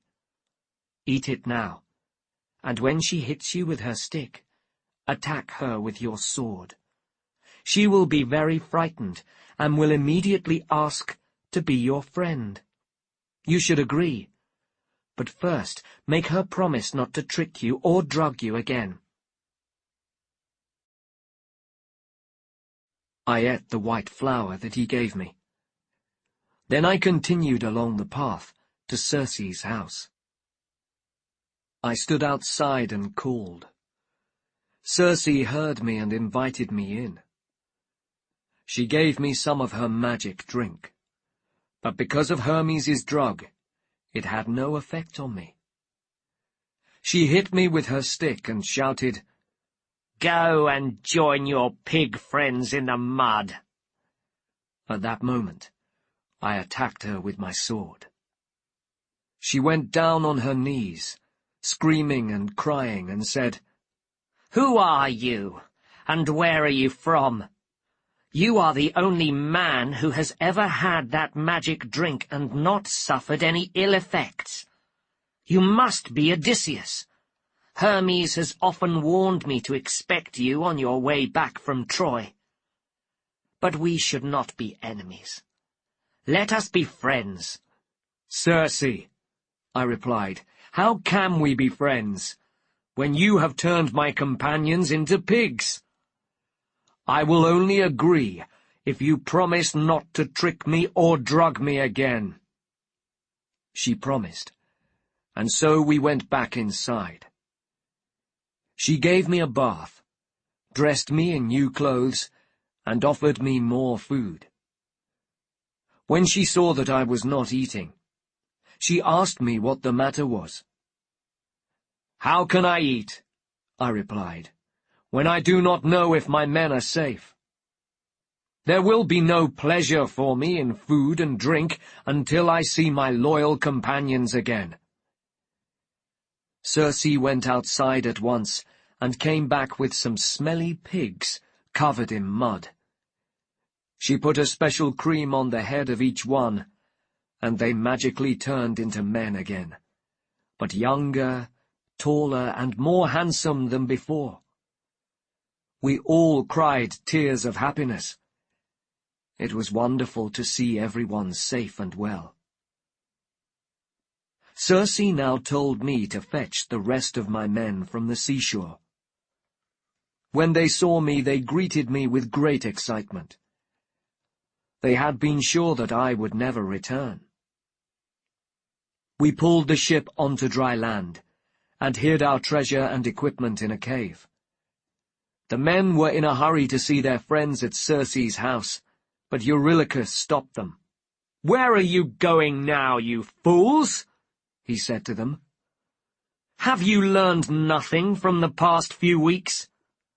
Odysseus leads us from one disaster to another. It is because of his thoughtless love of adventure that our companions died in the Cyclops' cave."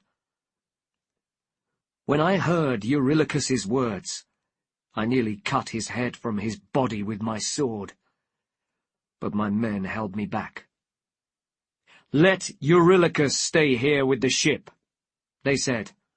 "The rest of us want to go with you to meet Cersei." In the end, Eurylochus came too. He did not want to stay alone by the ship. So together we walked back to Cersei's house and found our companions having baths. Everyone greeted each other with tears in their eyes. Then Cersei ordered her servants to prepare a meal, and we celebrated our first evening at Cersei's house in very good humor. Chapter 7. Tiresias's Prophecy. If you leave his cows unharmed, you will arrive safely in Ithaca. But if you hurt those cows, your ship and your men will be destroyed. Cersei was a very welcoming hostess, and we stayed with her for a whole year. But as the months passed and the long days of summer returned, my companions became anxious that I had forgotten my home in Ithaca. "Why are we still here on Cersei's island?" they asked me one day. "It is time to continue our voyage." That night, I spoke to Cersei. I told her about my companions' complaints, and she agreed to help us with our voyage. "But first," she said, "you must visit the underworld and talk to blind old Tiresias. Although he is dead, his prophecies are as true as they were during his lifetime." This news broke my heart. I nearly chose to end my life there in Cersei's house, to escape the awful journey to the world of the dead. But finally I asked her, "How can I find the way? No one has ever sailed a ship into hell." "Do not worry. The north wind will blow you to the right place. At the edge of the world you will see a place where tall trees grow. Land your ship there, and the ghosts of the underworld will come to you." She told me what to do and say when I reached that terrible place. She promised that Tiresias would tell me the route of my journey home. Waking everyone up in the morning, I shouted, "Hurry, my friends, and say goodbye to your comfortable beds. It is time to go. Cersei has given us instructions for the next part of our journey." My brave companions were happy to make their way back to the ship. But even this time I did not lead everyone away safely. Elpenor was the youngest in our group, and not very clever. The night before, after too much wine, he had decided to sleep on the roof, because the air was fresher there. Woken in the morning by the noise of our departure, He jumped up suddenly and fell off the roof. The fall broke his neck. When we went to help him, we found him dead. By the ship, I told the men that our voyage would not take us straight home. When they heard that our destination was the world of the dead, they were filled with terror. But they could say nothing to change the fate that the gods had chosen for us. Cersei gave us a good wind to fill our sails, and a day after leaving Aeaea, we reached a dark land at the edge of the world. There we found the place that Cersei had described, where tall trees grow. I landed the ship and started to follow Cersei's instructions for calling the dead. I dug a hole in the ground, the size of a man's arm.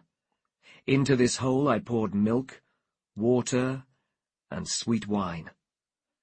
I prayed to the dead and sacrificed 2 fine sheep from my ship.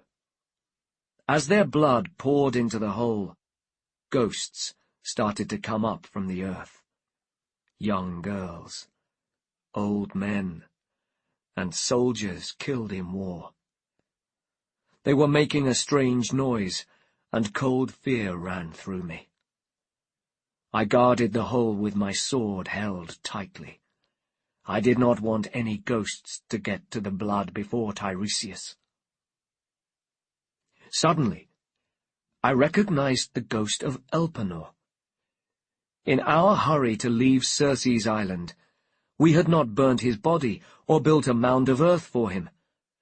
I called out, "Alcinois, you have reached here more quickly on foot than we did in our fast ship."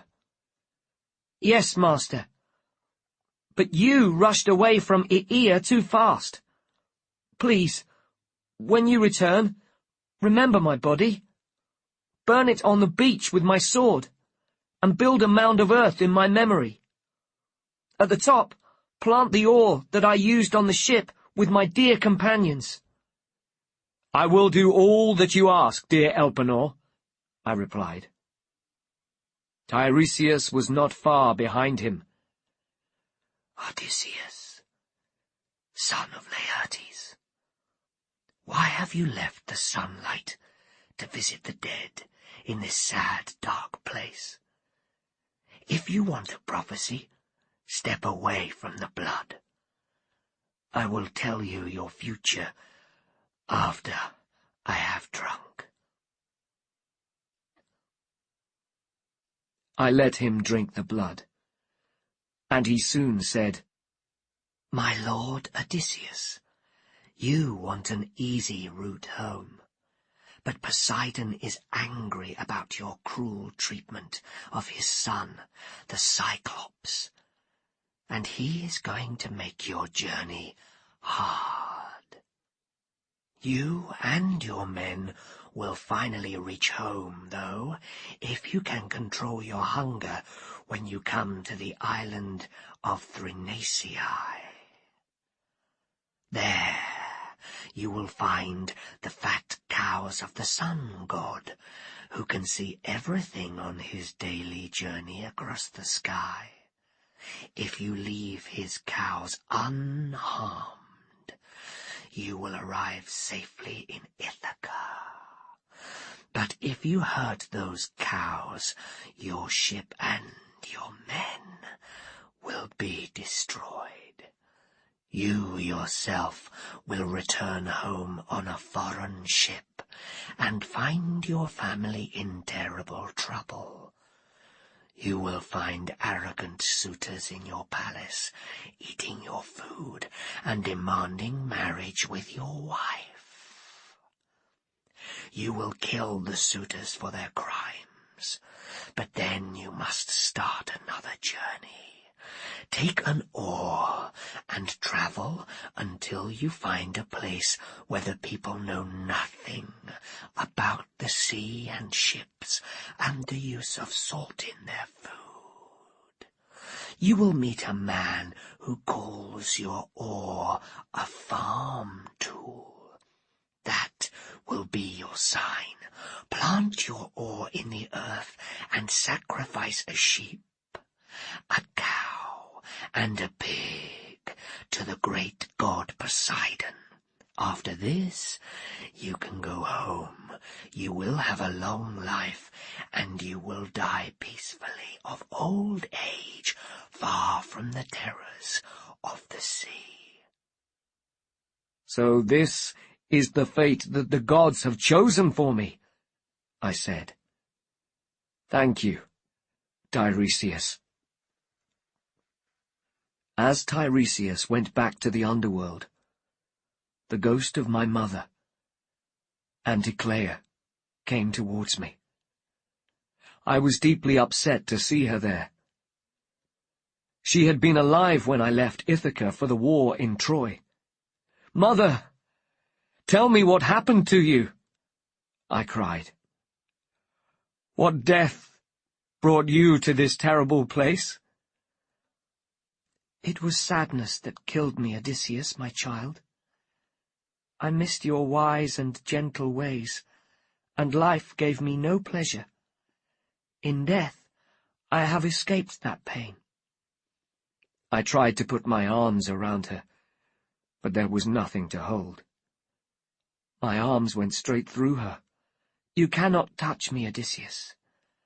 When life leaves the body, we become no more than a dream. But go now. Return to the world of the sun, and find your way back home." "But what can you tell me about home?" I asked her. "How is the rest of the family? Are they safe and well?" "Penelope and Telemachus are still living in your palace, trying to keep your lands safe from the greedy suitors. But your father Laertes lives a sad and lonely life, alone on his fruit farm. He never goes down to the city now.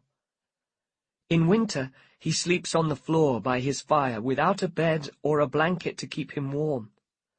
In summer, he sleeps under the fruit trees in a bed of leaves. As old age presses down on him, he thinks of nothing except your return."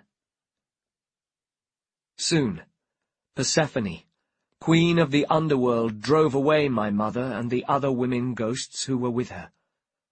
In shock, I saw another ghost that I recognized. Agamemnon. He drank the dark blood and stretched out his hand towards me. But all the strength had left the body that had been so powerful, and he could not reach me. He and I looked at each other with tears in our eyes. Finally I said, "Great King, what terrible fate has brought you here? Were you killed in a storm on your way home from Troy, or in a fight on enemy lands?" "No, my friend," Agamemnon replied. "I was murdered when I reached my homeland, by my cousin, Aegisthus. Aegisthus welcomed me to my palace, then killed me like a sheep for a sacrifice. My companions were cut down too, and the floor of the hall swam with blood. You saw the deaths of many fine men at Troy, Odysseus, but none were as pitiful as ours. And worst of all, my wife, Clytemnestra, was there watching. When I was dying with a sword in my chest, she turned away coldly and joined her lover, Aegisthus. She did not even close my eyes or mouth for me in death." "Poor man," I cried. "Zeus has been a cruel enemy to your family, using the tricks of women to destroy your happiness. Your brother's wife Helen caused the Trojan War, and now your own wife has sent you here." "Yes," replied Agamemnon. "Never tell a woman all your secrets, Odysseus, not even your wife, because one day she may turn against you. When you reach home, do not sail openly into port. Hide your return until you are sure that you are safe. But you are luckier than I was, my friend. Your own wife, Penelope, has a loyal heart and a wise head." I said a sad goodbye to Agamemnon. I had learned what I needed to in this terrible place. It was time to leave. I called to my men to get the ship ready, and soon we were on our way. With a good wind in our sails, we quickly reached Aea, the island of beautiful Cersei. We found Elpenor's body and took it to the highest place on the coast. There we built a fire and placed his body on it. We watched sadly as the flames surrounded him. When the fire was dead, we covered the place with a mound of earth and planted Elpenor's oar on top. I prayed that his death would be the last on our journey home. Cersei had noticed our return, and came now with her servants, carrying bread, meat, and wine. We had a good meal on the beach, in preparation for our voyage the next day. When it grew dark, my men went to sleep by the ship, but Cersei held me back. She wanted to warn me about the dangers of the voyage ahead. "Listen to my advice, Odysseus, and hopefully you will remember it when you need it most. You will soon meet the Sirens. They sit on their island, singing to the sailors who pass. They ask people to come closer, and their voices are so beautiful that the sailors cannot refuse, but be careful. Piles of dead bodies lie all around that island. Its rocks destroy any ship that goes near. But it is possible to sail past safely. Put wax in the ears of your crew so that they cannot hear the Sirens' magical song. If you wish to hear it yourself, your men must tie you tightly to the ship. They must not free you until the danger has passed. When the Sirens are behind you, you will have to choose between two routes. One takes you to the moving rocks, which crash together whenever a ship sails between them.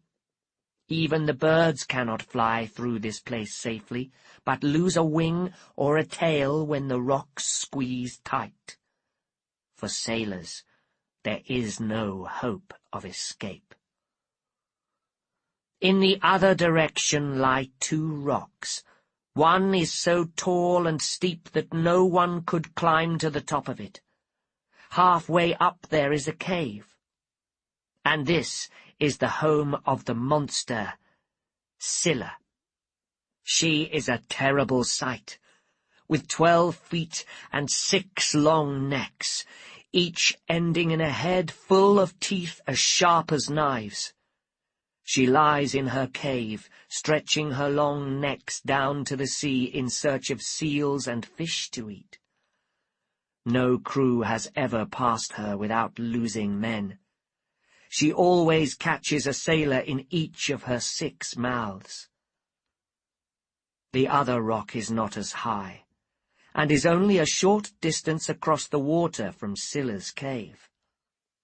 A fruit tree grows from the rock, and below it the awful Charybdis pulls down the dark water to the sea floor.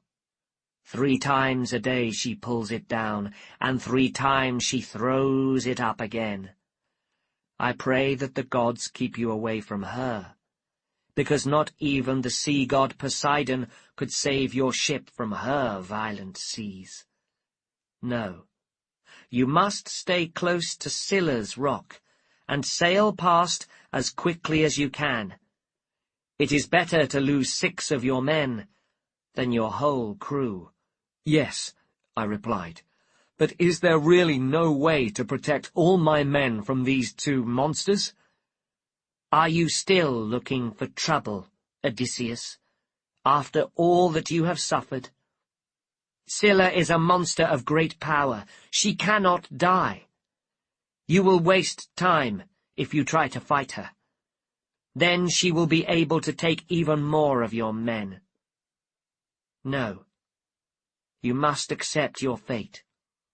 Sacrifice 6 of your men, and the rest will be safe. As she finished speaking, the sun came up. I said goodbye to Cersei and went back to my companions. We untied the ship and were soon on our way. We made good progress as the men pulled on their oars. It was time to prepare them for the danger ahead. My friends, Cersei has given me advice for the rest of our journey. I must share it with you.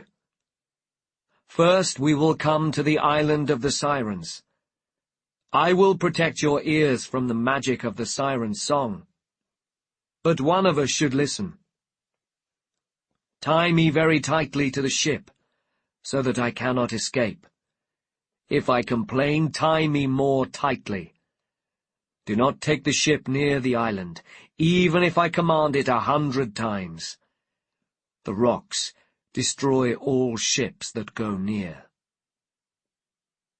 I took some wax and made it warm in my hands. Then I pushed a little into everyone's ears, so that they could hear nothing. When this was done, the men tied my hands and feet to the ship, and we were ready to continue. The Sirens' island soon came into view. We saw 3 strange women on the island, with beautiful human faces, but the bodies of birds. They started their magical song, and it was the most beautiful music in the world. I was filled with desire to hear more. When they asked me to come to them, I wanted to with all my heart.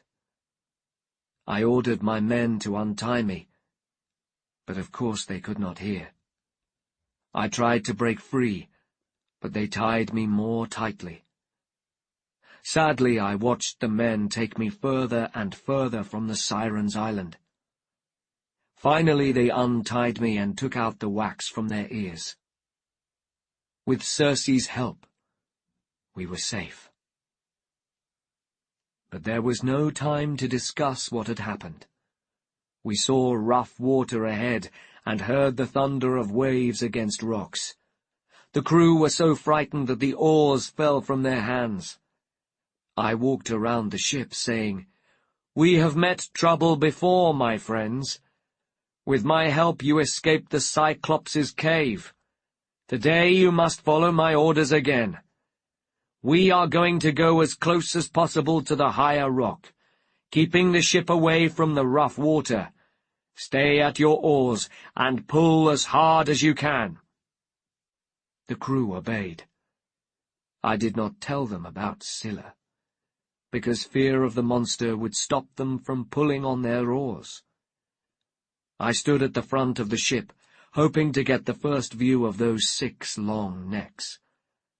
I looked until my eyes grew tired, but I could see nothing.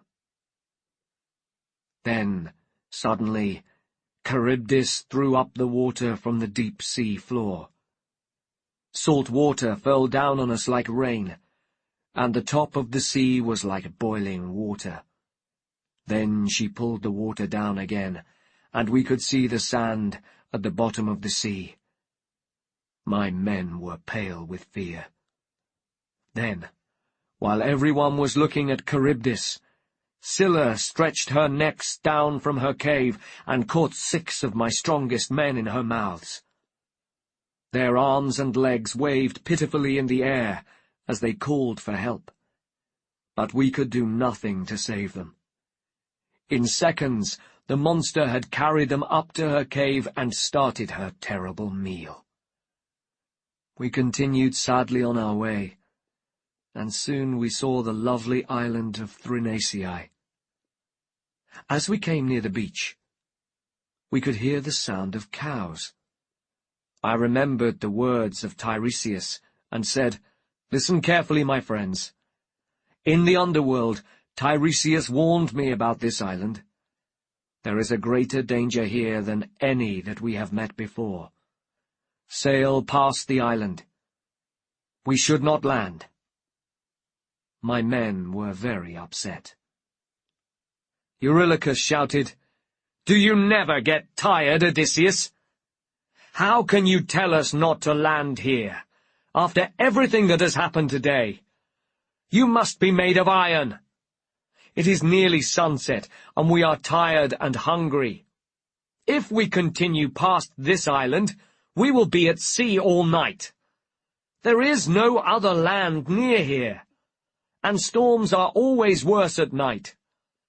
Do you really want the winds to destroy our ship?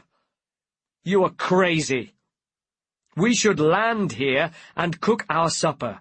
In the morning, we can go back to the open sea." The rest of the crew agreed with him, and I realized that the gods had already decided our fate.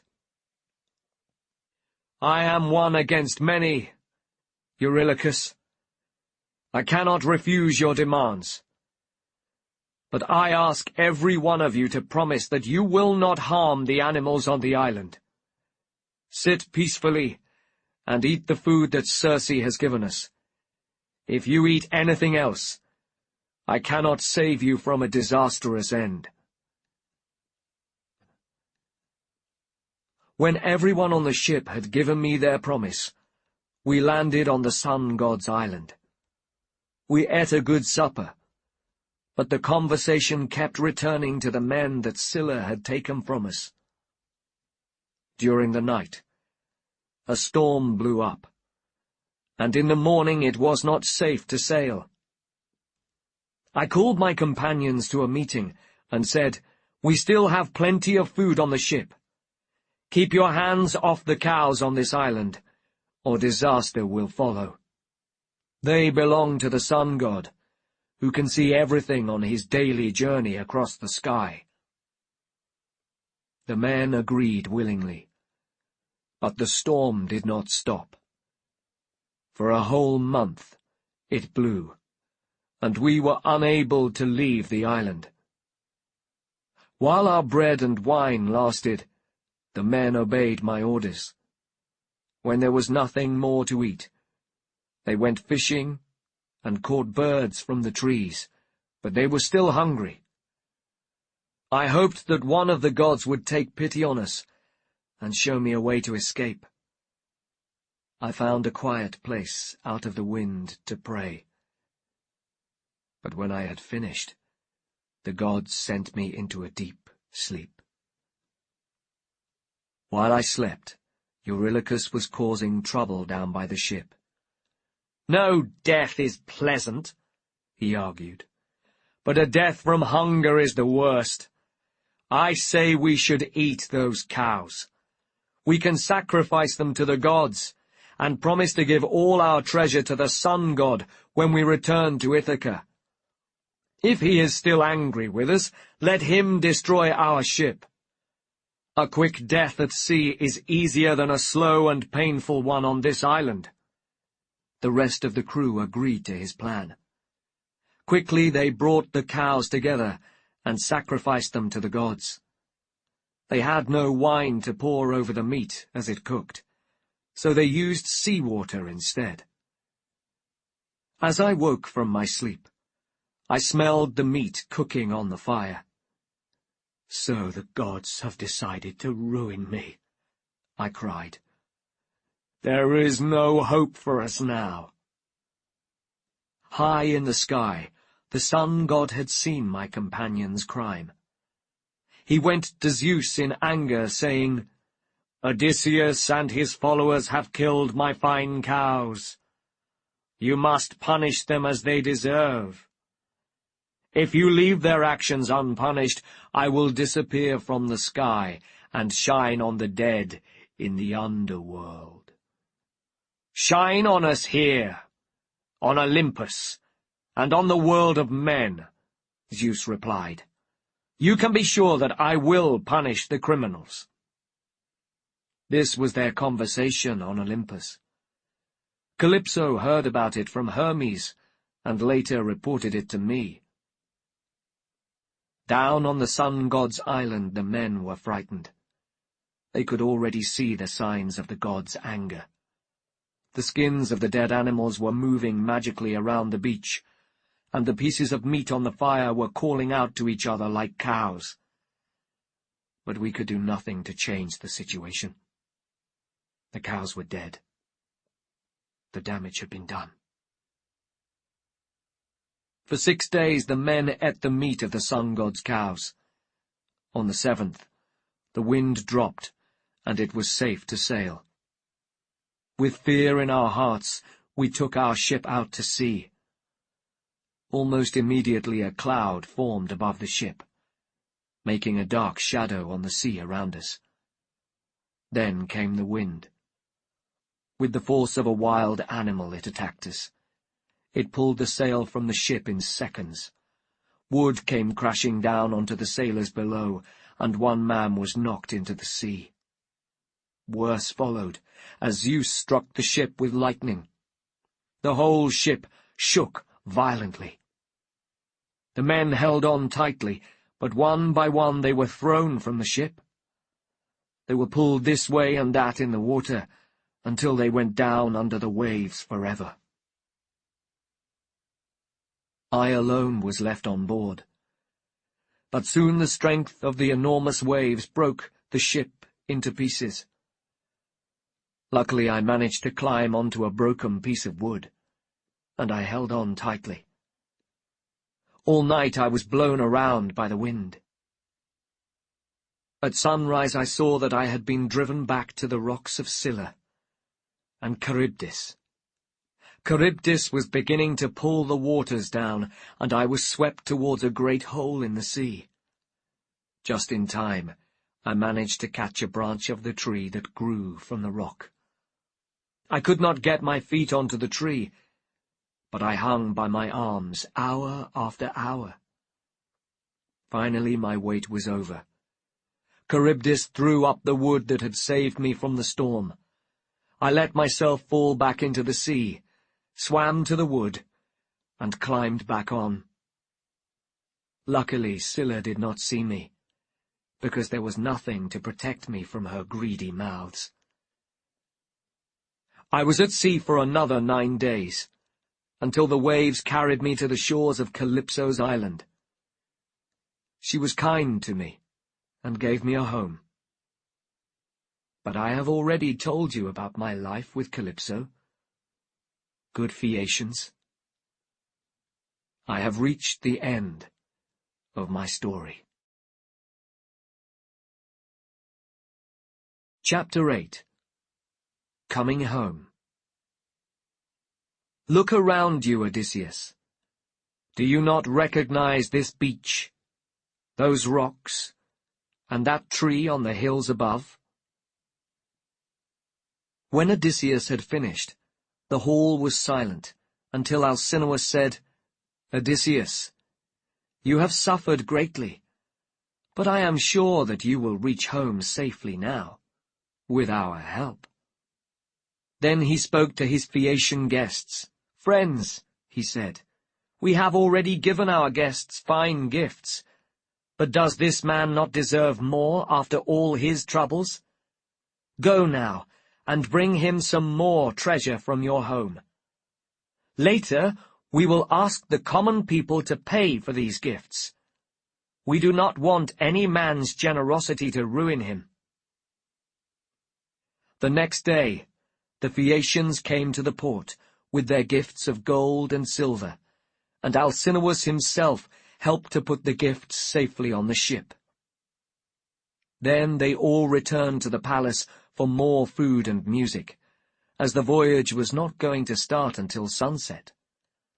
All day, Odysseus kept looking at the sun.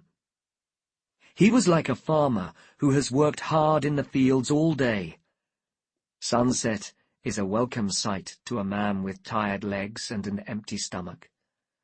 It is the time to stop work and go home for supper. In the same way, Odysseus welcomed sunset that day. As soon as the sun had sunk below the sea, he said, "Alcinois, great king, let me say goodbye. You have given me the two things that I most wanted, valuable gifts and a crew to take me home. I pray that the gods bring you and your family all the happiness that you deserve, and keep your people safe from harm." Odysseus and the Phaeacians walked down to the port, and the servants carried bread and wine for the voyage. On the ship, a blanket was spread out for Odysseus to sleep on. Then, after praying to the gods, Odysseus climbed on board. He lay down on the blanket, and the crew sat at their oars. As the ship left the port, Odysseus immediately fell into a deep and peaceful sleep. And now, like a team of 4 horses in a chariot race, the ship raced through the water towards Ithaca. After a journey of magical speed, it arrived on the coast of Ithaca just before sunrise. The crew found a beach with a large cave beside it. There the Phaeacian oarsmen landed the ship and lifted Odysseus, still asleep, onto the sand. They took all his gifts from the ship and piled them next to him. Then they started their voyage home. Athene threw a fog over the island of Ithaca, so that no one noticed Odysseus before she could warn him of the dangers in his palace. As a result, when Odysseus woke up, he did not recognize his homeland. He jumped to his feet and cried, "Oh no! Whose country have I come to this time? Will they be kind hosts or dangerous monsters? Where can I keep my treasure safe? And what were those dishonest Phaeacians thinking? They promised that they would take me home to Ithaca, but instead they have left me in this strange place. Let Zeus punish them for breaking their promise. I should look at my treasure, too, to check that they have not stolen anything." He checked his gifts carefully, but none were missing. Just then, Athene came to him, disguised as a good-looking young farm worker. Odysseus was very happy to see that the people of the island were not monsters, and said, "Good morning, friend. You are the first person that I have met in this land. Please help me. I need to find a safe place for my treasure, and I need to know where I am." "I am surprised that you do not know this land. It is famous in countries far west and far east of here. It is rocky, not a good place for horses, but it has good farmland and produces fine sheep and cows. Yes, even far away in Troy they know the name of Ithaca." Odysseus's heart filled with happiness when he heard that lovely name. But just in time he remembered to be careful. "Of course," he replied, "even in Crete we have heard of Ithaca. Crete has been my home until now. But the king's son tried to take from me all the treasure that I won at Troy. It was very unfair. I had only one choice: to kill him. But when he was dead, I could not live safely in Crete. So I took the first ship that I could find. We were aiming for Pylos, but the wind was too strong, and we were driven here instead. Last night we slept on this beach. When I woke in the morning, the ship and its crew had gone." Athene smiled at Odysseus's story, then changed into her true form. Odysseus stared in wonder at the beautiful goddess in front of him. "So, Even in your homeland you have not given up your tricks, Odysseus. You and I are so similar. You are the cleverest and most resourceful person in the world of men, and I am the cleverest and most resourceful of the gods. But though you are clever, you did not realize that the goddess Athene was beside you through all your adventures. I made the Phaeacians look after you kindly, and now I will help you again. It is hard to recognize you in all your disguises, great goddess, Odysseus replied. I remember your kindness at Troy. But have I really had much help from you since then?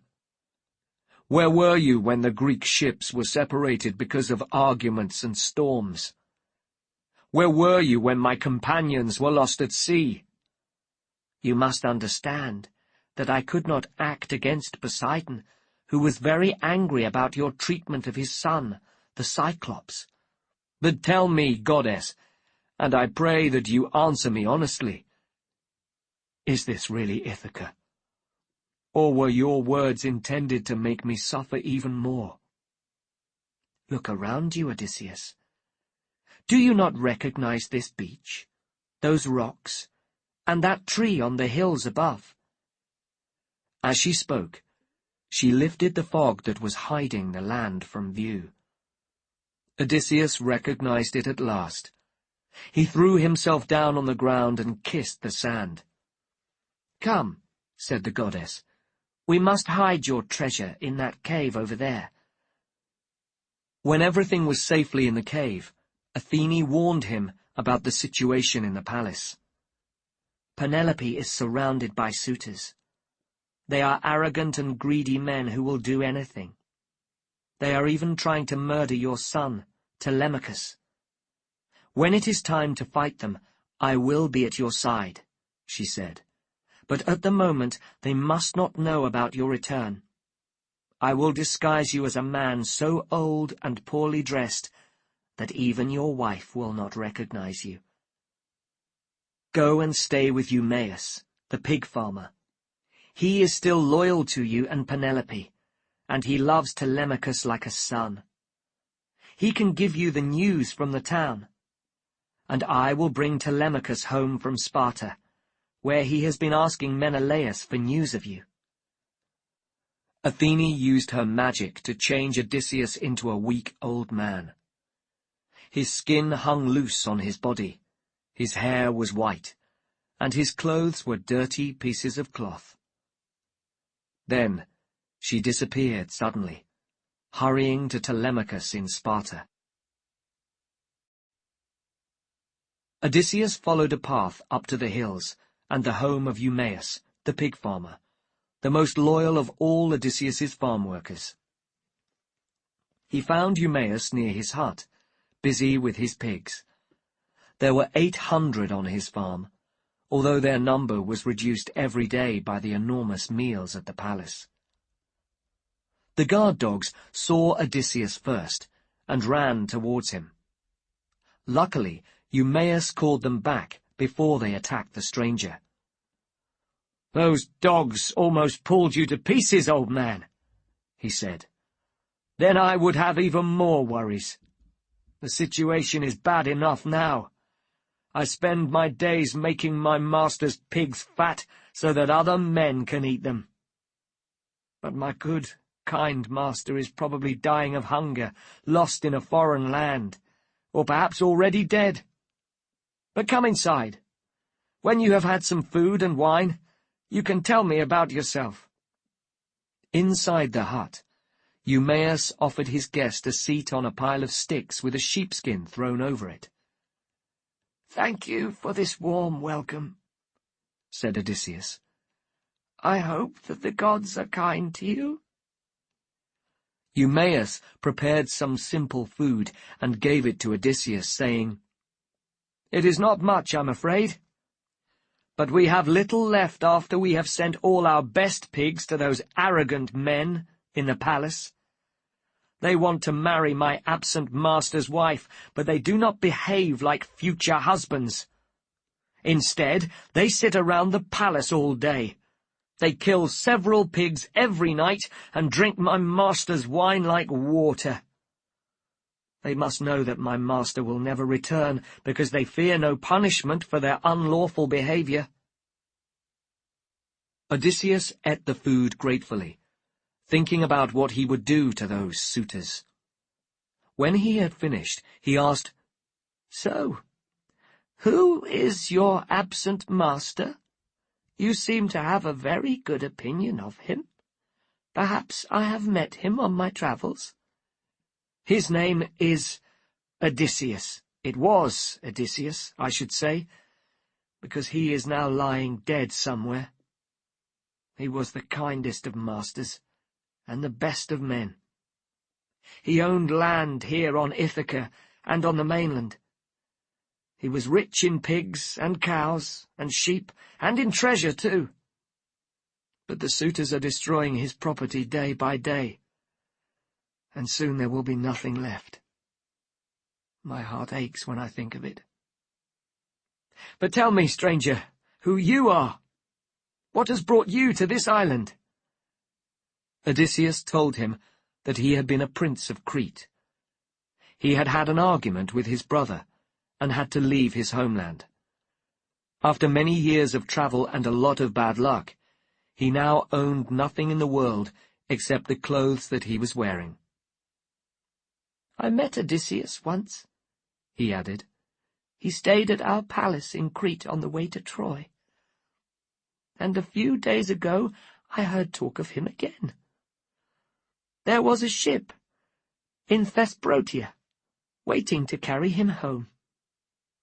The crew were expecting to start their voyage this week." "I am sorry for all your troubles, old man," the pig farmer replied. "but I cannot believe your story about Odysseus. Why are you telling such lies? Another man told me a similar story last year, and travellers regularly upset Penelope with false information. Odysseus never arrives, and only a fool now believes that he will." "If my story proves false, you can throw me from the highest rock on this island," said Odysseus. "Zeus would soon punish a man who invited a stranger into his home and then killed him for lying," replied Eumaeus.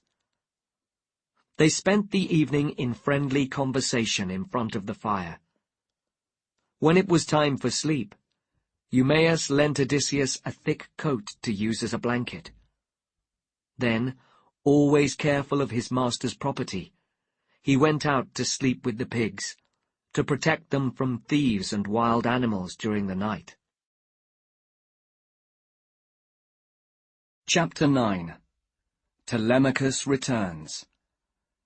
"I am not a god," replied Odysseus, "but I am your father, who has been the cause of so many problems for you."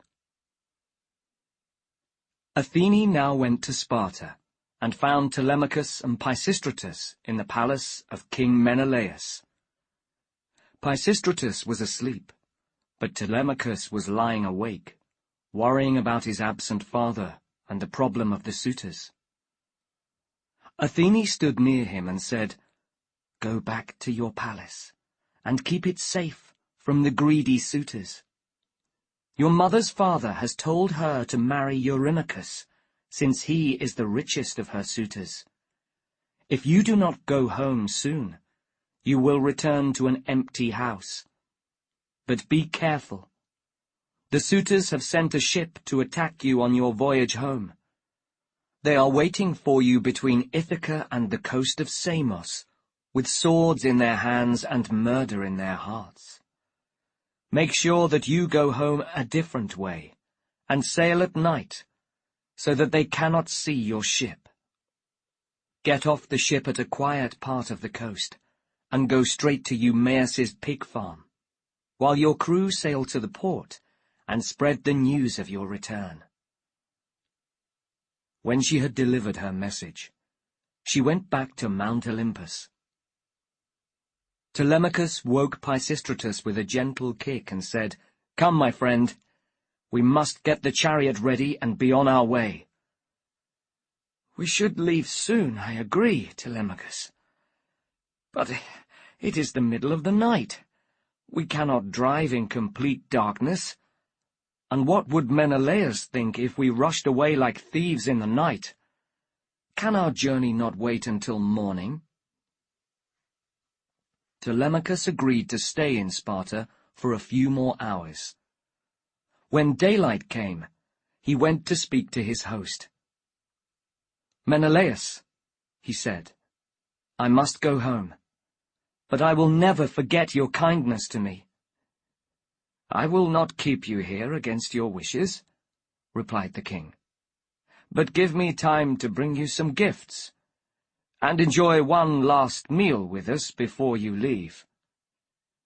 Menelaus gave him the bowl of fine silver that he had promised him the day before. Queen Helen added a present of her own. "I made this dress myself," she told Telemachus. "It is for your future wife to wear on your wedding day." They then had some food, and after the meal, Telemachus and Pisistratus climbed into their chariot. "Goodbye, young friends," said Menelaus. "Give my good wishes to Nestor." "We will," replied Telemachus. "I only hope that one day I can give your good wishes to my father too, and tell him of your kindness to me." As he spoke, an eagle flew across the sky, carrying a chicken from a local farm in its feet. Some farm workers were chasing the eagle, but it gave a cry and flew out to sea far beyond their reach. "This was a sign from the gods," said Helen, "and its message seems clear. Just as the eagle attacked the chicken, Odysseus will attack the suitors when he finds his way home. Or perhaps he is already in Ithaca, planning their death." "I pray that you are right," said Telemachus, and with a shout to the horses, he started the chariot. After a smooth journey, they reached Pylos the next day. Telemachus said goodbye to Pisistratus at the port. "I am sorry that I cannot say goodbye to your father too, but I have no time to go to the palace. I need to get home urgently." As the crew carried the gifts from Menelaus onto the ship, a stranger came to Telemachus. "Can you take me with you?" he asked. "In Argos, my homeland, I have enemies who are trying to kill me. I think they have followed me here." "You are welcome to come with us," replied Telemachus. "We are going to Ithaca, and there you can stay as my guest." "I am grateful for your kindness, good friend," said the stranger. "My name is Theoclymenus. In Argos, I am a famous prophet." They all climbed on board, and the crew pulled on their oars until Pylos was far behind them. In open sea they put up the sail, and the wind carried them quickly towards Ithaca. As Telemachus stared out at the waves, he wondered what would happen at the end of the voyage. Would he get home alive, or would the suitors succeed in their plan to murder him? At the same time, Odysseus was having supper with Eumaeus in the hut. Wanting to test his host's loyalty, he said, "I cannot take advantage of your kindness any longer. Tomorrow I will go to town and ask for work at the palace, and I can tell Queen Penelope that her husband will soon be home." "No, no," replied Eumaeus. "Penelope has listened to too many stories about Odysseus already. You would do no good. You would just upset her. And the suitors in the palace will not want you as their servant. They are surrounded only by good-looking young men with oil in their hair and handsome clothes. You might die a violent death if you went to the palace in search of work. No, it is better to stay here with me. When my master's son, Telemachus, returns from Pylos, he will give you some new clothes and send you wherever you want." "Your kindness continues, Eumaeus," said his guest. "I will wait for Telemachus's return, as you suggest. But tell me, while I am here, about your master's family. Does he have a father or mother still living?" "His father, Laertes, is still alive, but life brings him no happiness. He lost his son when Odysseus went to Troy, and then his dear wife died of a broken heart because of Odysseus's absence. She was a lovely woman. She was like a mother to me when I first came to Ithaca. I grew up in her house." "So, you were still quite young when you came to Ithaca?" said Odysseus. "What happened to you? How were you separated from your home and family?" "Well, I was born in the far land of Cyrene. My father, Tiresias, was its king. One day a ship arrived from Phoenicia with lots of jewels and pretty things for sale. One of my father's servants was Phoenician. As a young girl, she had been stolen from her homeland by criminals.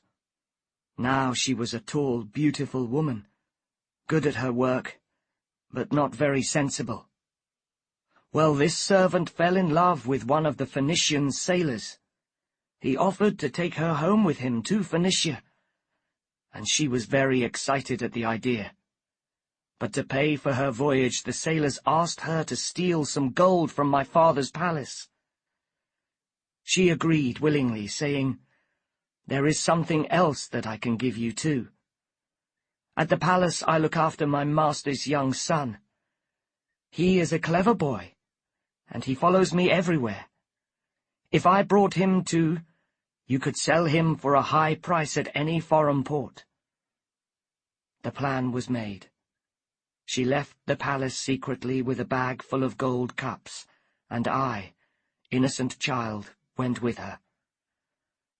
But a few days into our voyage, the servant died suddenly on the ship. Her body was thrown to the fishes, and I was left friendless.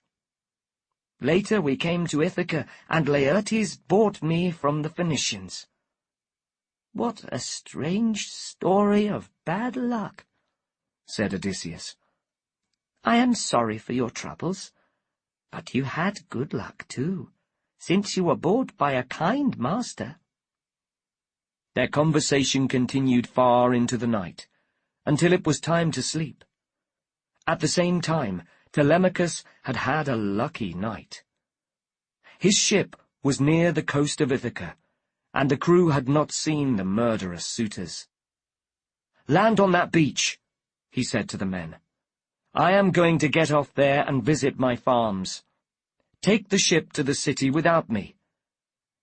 He turned to one of the oarsmen, his loyal friend, Piraeus, and said, "Could you give Theoclymenus a bed for the night? I will meet you in the city tomorrow." The crew took the ship onto the beach, and Telemachus jumped out. He watched his companions as they sailed towards the city, then started along the path to Eumaeus's hut. Eumaeus and Odysseus were preparing breakfast when Telemachus appeared in the doorway.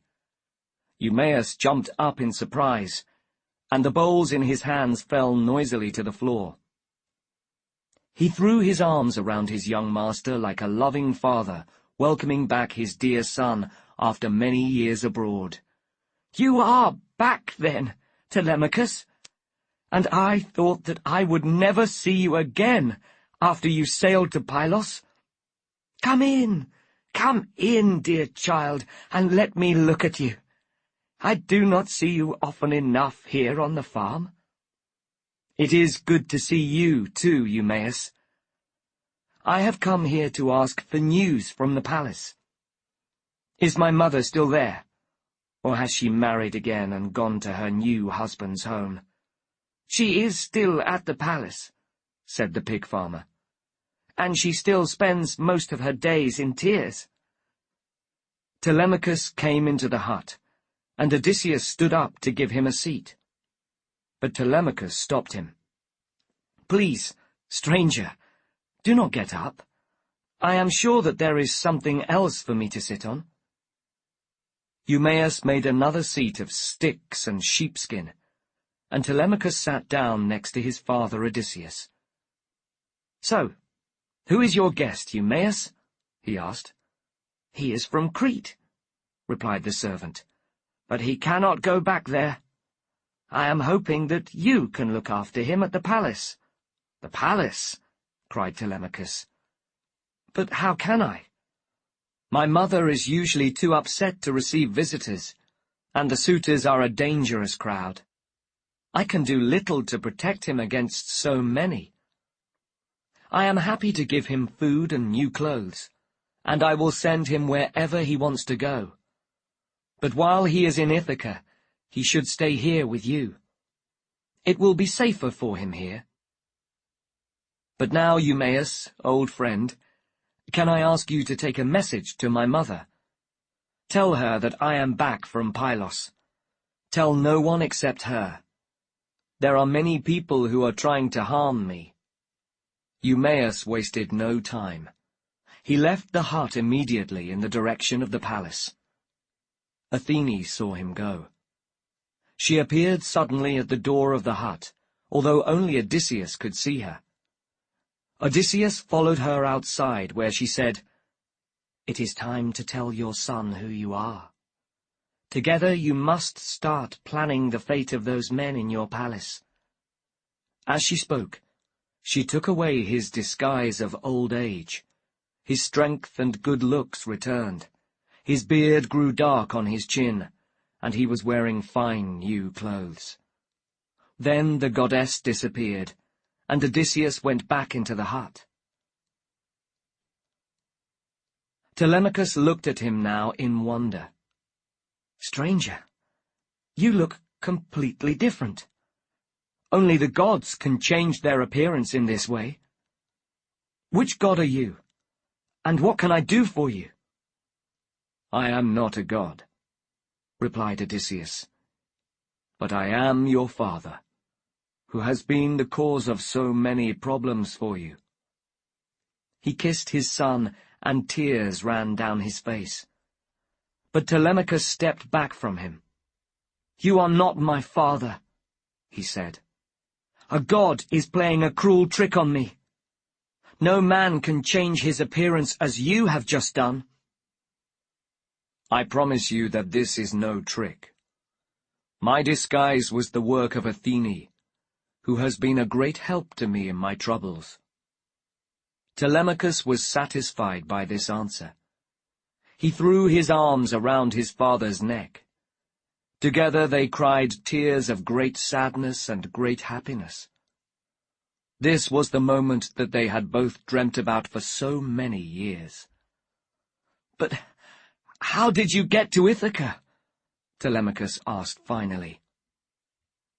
"In a Phaeacian ship. I have a great pile of treasure, which is hidden in a cave by the beach, but we should waste no time. We must plan the death of those suitors. Tell me how many of them there are, then I can decide how to fight them." "There are more than 100 suitors. I know that you have a great reputation as a soldier, father, but we cannot possibly fight them alone.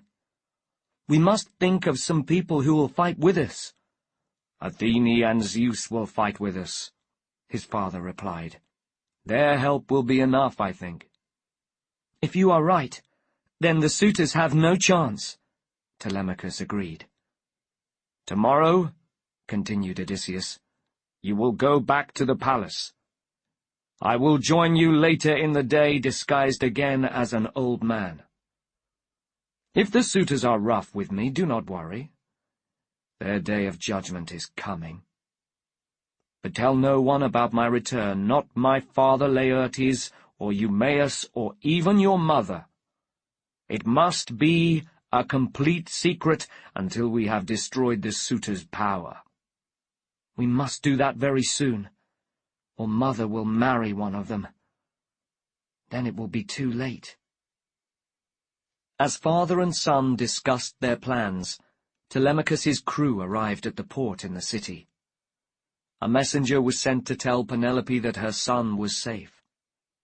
This messenger arrived at the palace at the same time as Eumaeus, and soon gave the queen his message in front of all her servants.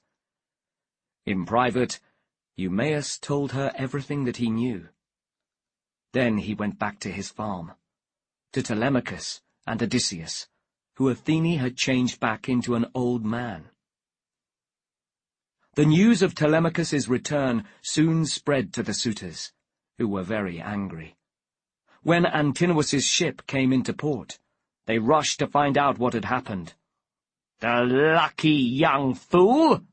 shouted Alcinois. "My people were looking for him all along the coast, but he managed to get past us. We must find another way to kill him, and do it fast. If we do not, he will call another meeting and turn the people of Ithaca against us. They will not be happy that we have tried to murder their prince. If we are not careful, we will soon be thrown off this island. We have no choice. We must kill him now, before it is too late." Silence followed this speech. Finally, Amphinomus stood up to speak.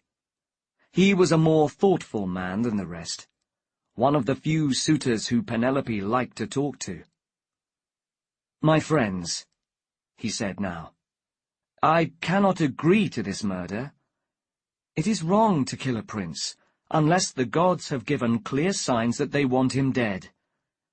We should wait for those signs. Until then, we should do nothing." The other suitors agreed with him. For the moment, Telemachus was safe. Chapter 10. Odysseus at the Palace. She quickly looked up at the stranger above her, and she knew her master had returned. The next morning, Telemachus prepared to visit his mother at the palace. As he left Eumaeus's hut, he said to the pig farmer, "After I have gone, take our visitor to the city.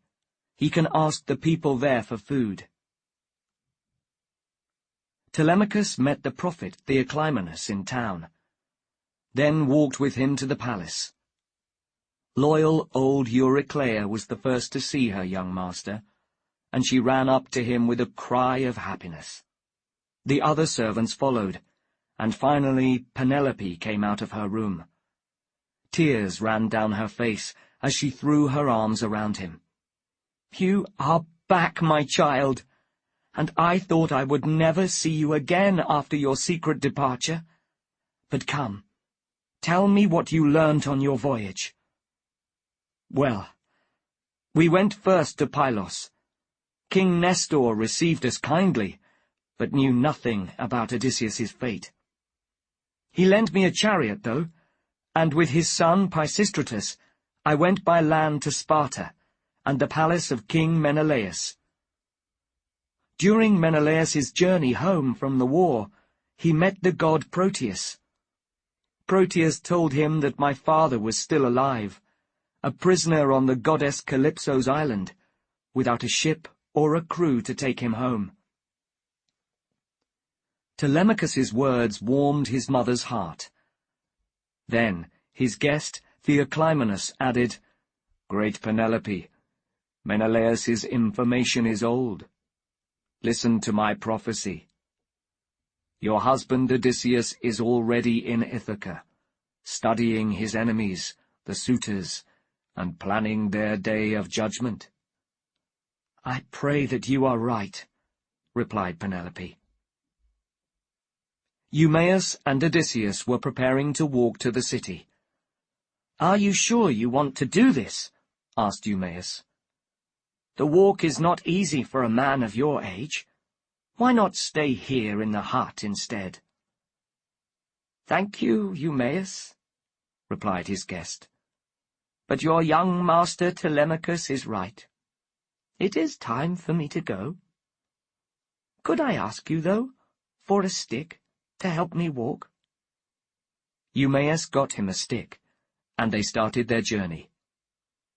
The path was steep, but Odysseus went slowly and carefully, and before long they came to a stream at the edge of the city. There they met Melanthius, who also looked after a farm on Odysseus's land.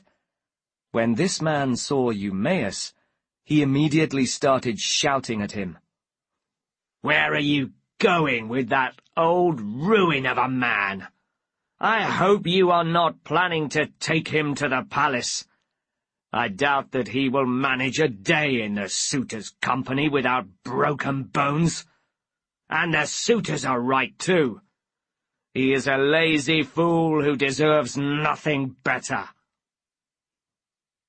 Melanthius then gave Odysseus a hard kick that almost knocked him over. As Odysseus was preparing to fight back, Eumaeus cried, "Great Zeus, I pray that my master is returned to us. He would soon cure Melanthius of the arrogant ways that he has learnt from the suitors." Melanthius laughed as he walked away. "Odysseus's chance of returning is as low as Telemachus's chance of escaping the suitors' violence. Things have changed, Eumaeus. You have new masters now." The pig farmer and the old man continued towards the palace.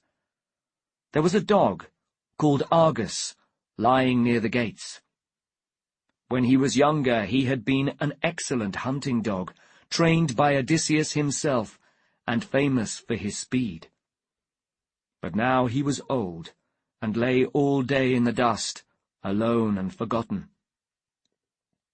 When this dog heard the sound of Odysseus's voice, he lifted his head and moved his tail in excitement. He did not have the strength to get up and greet his master.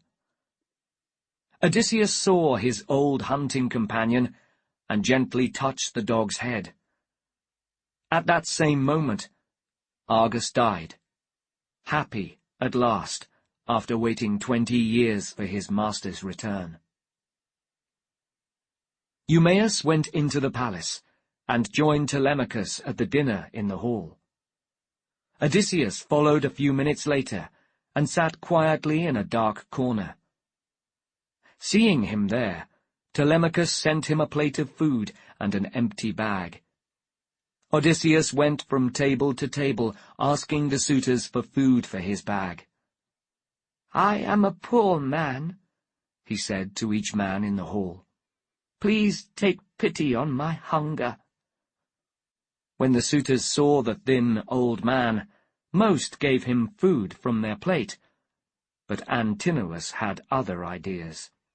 "Who let this smelly old fool into the city? There are enough poor people on Ithaca already. How rude he is, asking for food when he offers nothing in return. You should throw him out of the palace, Telemachus." "Thank you for your advice," replied Telemachus. "You are very anxious not to let my food go to waste, I see.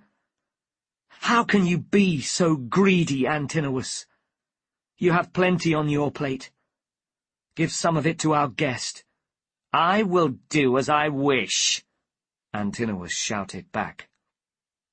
He picked up a chair and threw it at Odysseus. It hit him hard on the shoulder. Telemachus managed to control his anger when he saw the attack. Odysseus, too, stayed calm. He looked around the hall at the suitors, saying, "You are fortunate men who know nothing about hunger. Does an empty stomach deserve this violent treatment? I hope that the gods are watching, and that Alcinois will be dead before his wedding day." Then he went back to sit on his chair in the corner of the hall. The other suitors were shocked by Alcinois's behavior.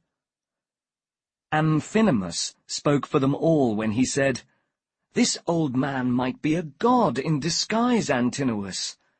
Be careful, or you will soon meet the fate that you deserve." Amphinomus then walked over to Odysseus and said, "Your health, my friend. Fortune has not been kind to you recently, but I wish you a happy future." "Amphinomus," Odysseus replied, "you seem to be a sensible man. Why do you spend your days with these arrogant suitors? I have seen their violence and their greedy ways, and I know that Odysseus will soon be home. Listen to my advice, Amphinomus.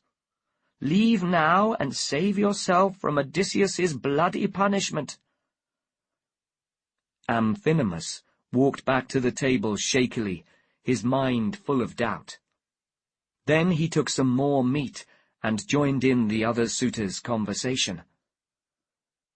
News of Antinous's attack on the stranger soon reached Penelope in her room. "I hope that the gods strike Antinous as he struck that old man," she cried to her servants. "I hate all the suitors, but Antinous is even worse than the rest. He has a cold and cruel heart." She called Eumaeus to her so that she could ask about the stranger. When she learnt that he had travelled widely and had news of Odysseus, she wanted to question him herself. But she decided to wait until the suitors had gone home to their beds. First, though, she wanted to talk to her son. "It is not good for him to spend so much time in the company of those suitors," she said to Euryclea.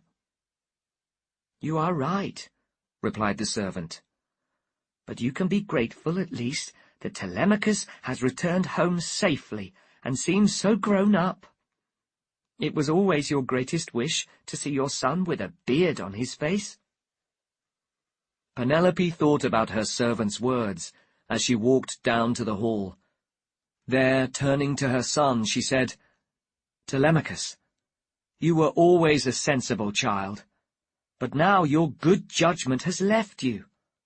Someone attacked an old man in this hall, and you did nothing to stop him.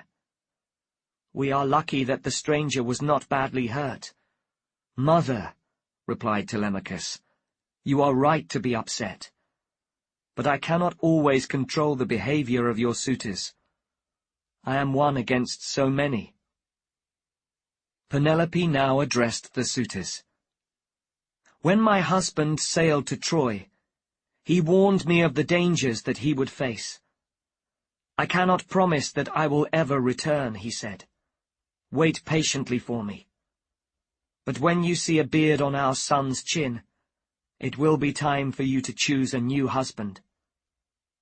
Well, gentlemen, that time has come.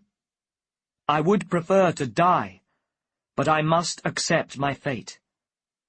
How, though, can I choose a husband when none of my suitors behave correctly?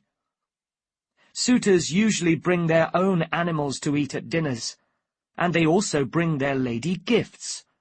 They do not enjoy free meals given by their lady's own family." Antinous quickly replied, "We will be happy to bring you presents, good lady.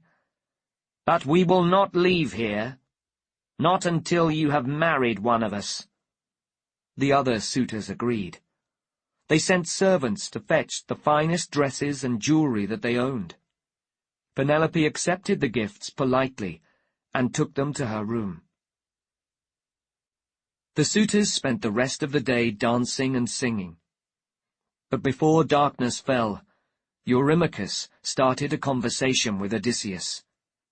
"Stranger," he said, "I could give you a job on my lands, if you wanted. You could build walls and plant trees, and receive food and clothes in payment. But I doubt that you want an honest job. You prefer to get your food for nothing, you lazy dog." "What an insult," replied Odysseus. "We should have a competition, you and I. We could see who works harder at building walls or digging fields, or any other work that you choose. Or would you prefer a sword fight? I could beat you in anything, you arrogant fool. You think you are a big man, a hero, but you have never had to face a real hero. If Odysseus returned now, you would soon run away in fear. Eurymachus was very angry. He took a chair and threw it at Odysseus. Odysseus stepped out of the way just in time, but it hit one of the servants. This man fell to the ground, dropping the wine cup that he was holding. There was a loud crash, and everyone started shouting. Telemachus called out, "What is wrong with you all this evening? Perhaps you have had too much wine. But it is late now. I suggest you all go home to your beds." The suitors were surprised by Telemachus's new confidence, but they followed his advice. Soon only Telemachus and his father were left in the hall. Odysseus took advantage of their time alone. "Quick, Telemachus," he said. "We must collect all the swords in the hall and hide them in an upstairs room. Leave only 2 swords here. One for you and one for me." "But what will I say if the suitors notice their absence?" asked Telemachus. "Say that you are worried about their fights when they have drunk too much wine. You have taken the swords away for their own safety." When the swords were safely hidden, Telemachus went to bed. Penelope chose this quiet time of the evening to come down from her room and meet the stranger.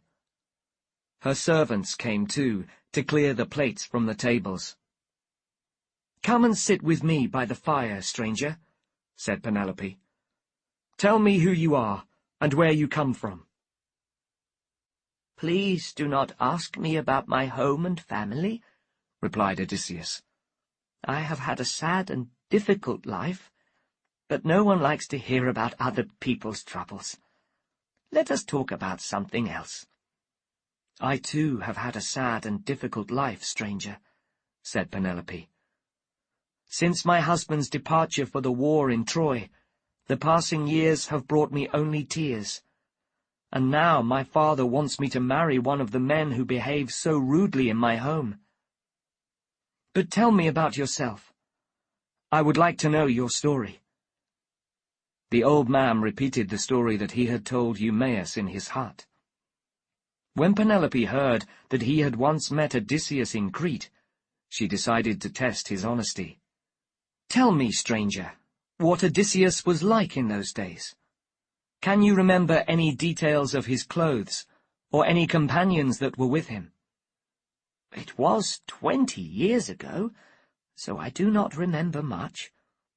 But I have not forgotten this. His clothes were a deep purple color, and he also wore a gold pin with a picture of a dog on it. Everyone admired that pin. He had many companions, but he seemed closest to a man called Eurybates." Penelope was pleased with his answer. "Friend, those were the clothes and the pin that I gave him when he left. But I will never again see the man who wore them." "Dear lady, do not upset yourself. I heard in Thesprotia that your husband was planning to sail here this week. For many years he was a prisoner far across the seas on Calypso's island. But now he is almost home. I promise you he will be here very soon." "I hope that you are right, but I cannot believe it. In my heart, I know that he will never return. But enough of this. The servants must get you a blanket. And Euryclea, the oldest and best of them, will wash your feet." She called to Euryclea. "Come and help, old friend. Wash the dust from this man's aching feet. He once knew Odysseus, and has travelled far and wide. If Odysseus is still alive somewhere, his feet will be aching and dusty too." "Oh, Odysseus," cried the servant as she fetched a bowl of water. "The gods are so cruel. I looked after you as a baby, and still love you like a son. I want to be able to wash your feet, not the feet of a stranger." She sat at the stranger's feet to wash them, while Penelope gave instructions to the other servants. "Old man," said Euryclea, "we have had many travellers at the palace before, but none of them looked like Odysseus. You, though, have a very similar voice, and similar feet, too." She started to wash his feet. As she passed her hands over his legs, she felt a scar. She remembered that Odysseus had had a scar in exactly the same place, from a hunting accident when he was a boy. She quickly looked up at the stranger above her, and she knew her master had returned. She dropped his foot in shock, and it knocked over the bowl with a crash. But as the servant started to shout to Penelope, Odysseus put his hand over her mouth. "Say nothing, dear Euryclea," he whispered. "No one in the palace can know." "I will be as silent as a stone, my child," she answered, with a smile. Chapter 11. The Day of Judgment. "The walls of this hall will be covered with your blood, and screams of pain will fill the air." Odysseus could not sleep that night. He lay awake under the blanket that the servants had brought him, thinking angrily about the suitors.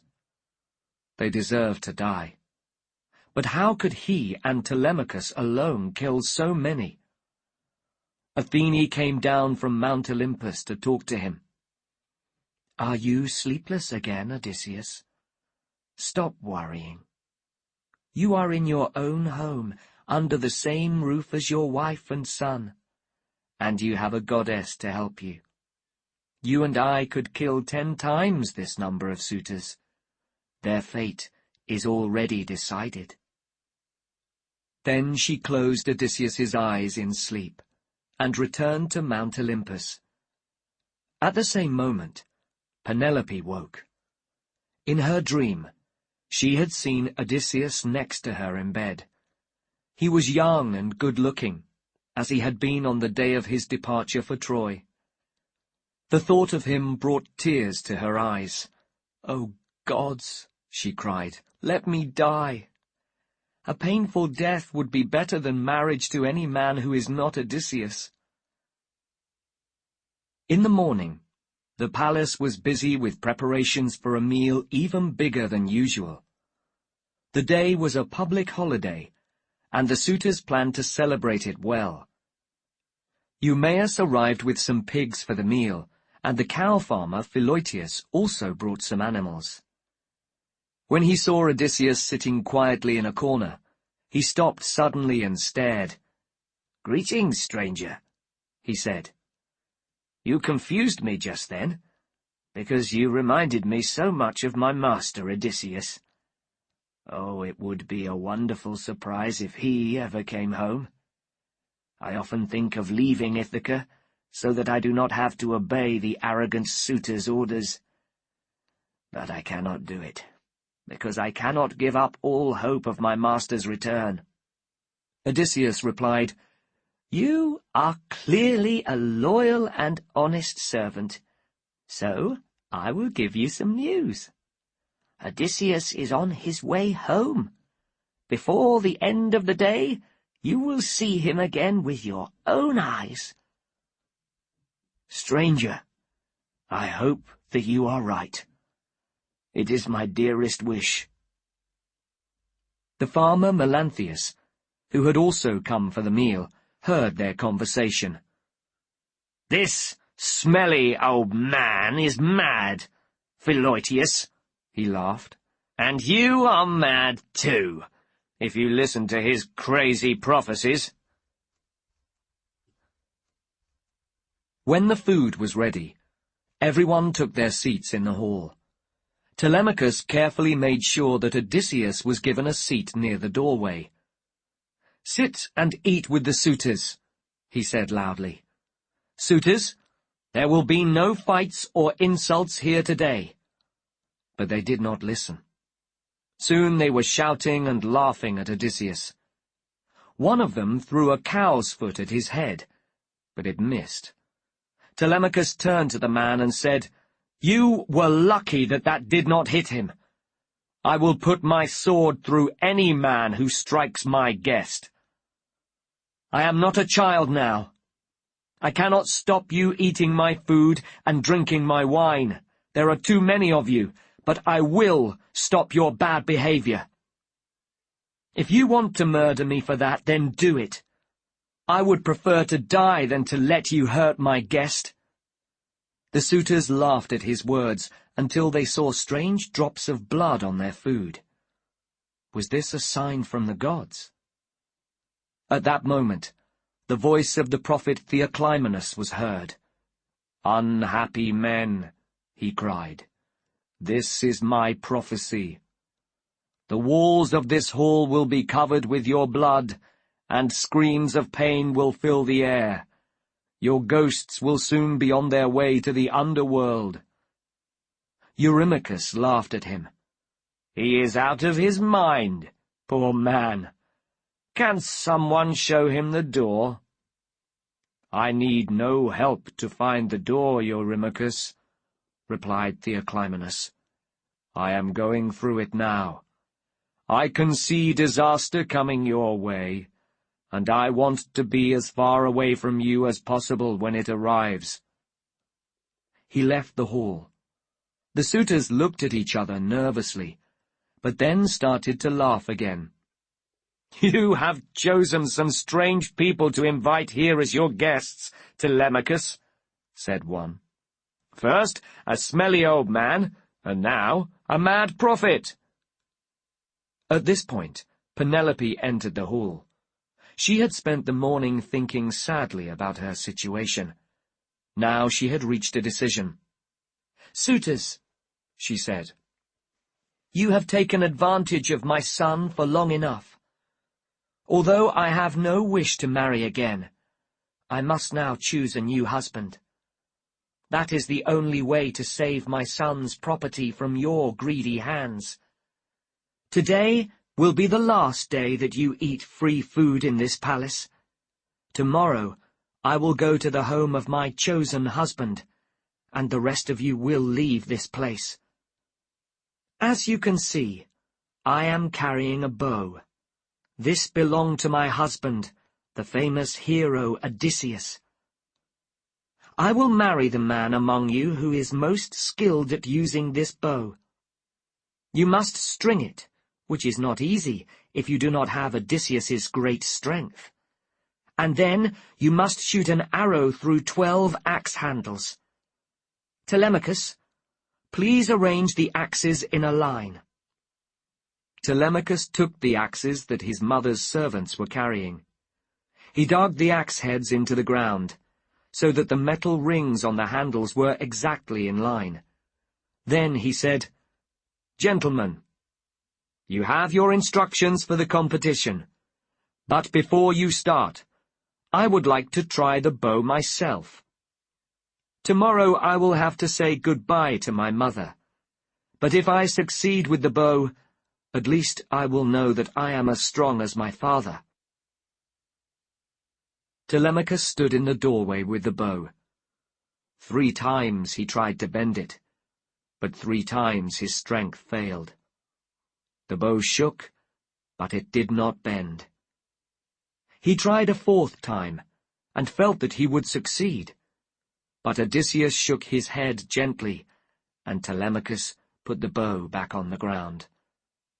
"Well, clearly I will always be known as a weak man compared to my father," he said. "This bow is too much for me. Who else will try it?" Leiades was the first suitor to come forward. He tried and tried to bend the bow, but it was impossible. "Friends, I cannot do it," he said. "Let someone else try. But I fear that this bow will break the heart of many men here today." Alcinois cried, "Do you think that you are the strongest man in the room, Leiades? You cannot string the bow, but others will do it. Wait and see." Other men tried, but they failed too. Eurymachus and Alcinois watched and waited, learning from the others' mistakes. At this point, Eumaeus and Philoetius, the cow farmer, left the hall. The competition was bringing to an end their hopes for Odysseus's happy return. They could not watch it any longer. But Odysseus came running after them. "My friends," he said, "do not leave yet. I have an important question for you. If Odysseus returned, would you fight with him or with the suitors?" "You would soon see the strength of my right arm, if I could fight the suitors at Odysseus's side," Philoetius replied. Eumaeus agreed enthusiastically. Odysseus continued, "Well, here I am. Yes, it is true. I am your master, returned at last. Look, here is the scar that I got in a hunting accident as a boy." As he spoke, he showed them his leg. When they saw the scar, the farmers threw their arms around their master, and tears ran down their faces. "Stop crying," said Odysseus, "or someone will see us. Now, I need your help. Come back inside and wait until I have the bow in my hands. Then, Philoetius, go and lock the palace gate. Eumaeus, you must lock the door to the women's rooms. Tell the servants not to listen to any noises that they hear in the hall." They went back inside and continued to watch the suitors with the bow. It was now Eurymachus's turn. He was a proud man, used to success in all things. He tried again and again to string the bow, but it refused to bend. Finally he cried out in anger, "Stupid bow! This is bad news for all of us. I do not care about the marriage. There are plenty of other rich women. But all over Greece, people will say that we are weak compared to the great Odysseus." "Everything will be fine, Eurymachus," said Alcinois. "Today is a public holiday, a day for fun, not for tests of strength. Let us leave the competition for now. Tomorrow we will pray to the god Apollo, whose skill with the bow is famous among gods and men. Then we will try our strength again." The other suitors liked this idea, but Odysseus stood up and said, "Before you stop, could I try? I would like to see if there is any strength left in these old arms of mine." The suitors were very angry. They were frightened that the strange old man would succeed where they had failed. "If you touch that bow, stranger, we will take you prisoner and sell you abroad," said Alcinois. "We will—" Penelope interrupted him. "Alcinois, stop. This poor stranger is our guest, and you must talk to him politely. He has no intention of becoming my husband.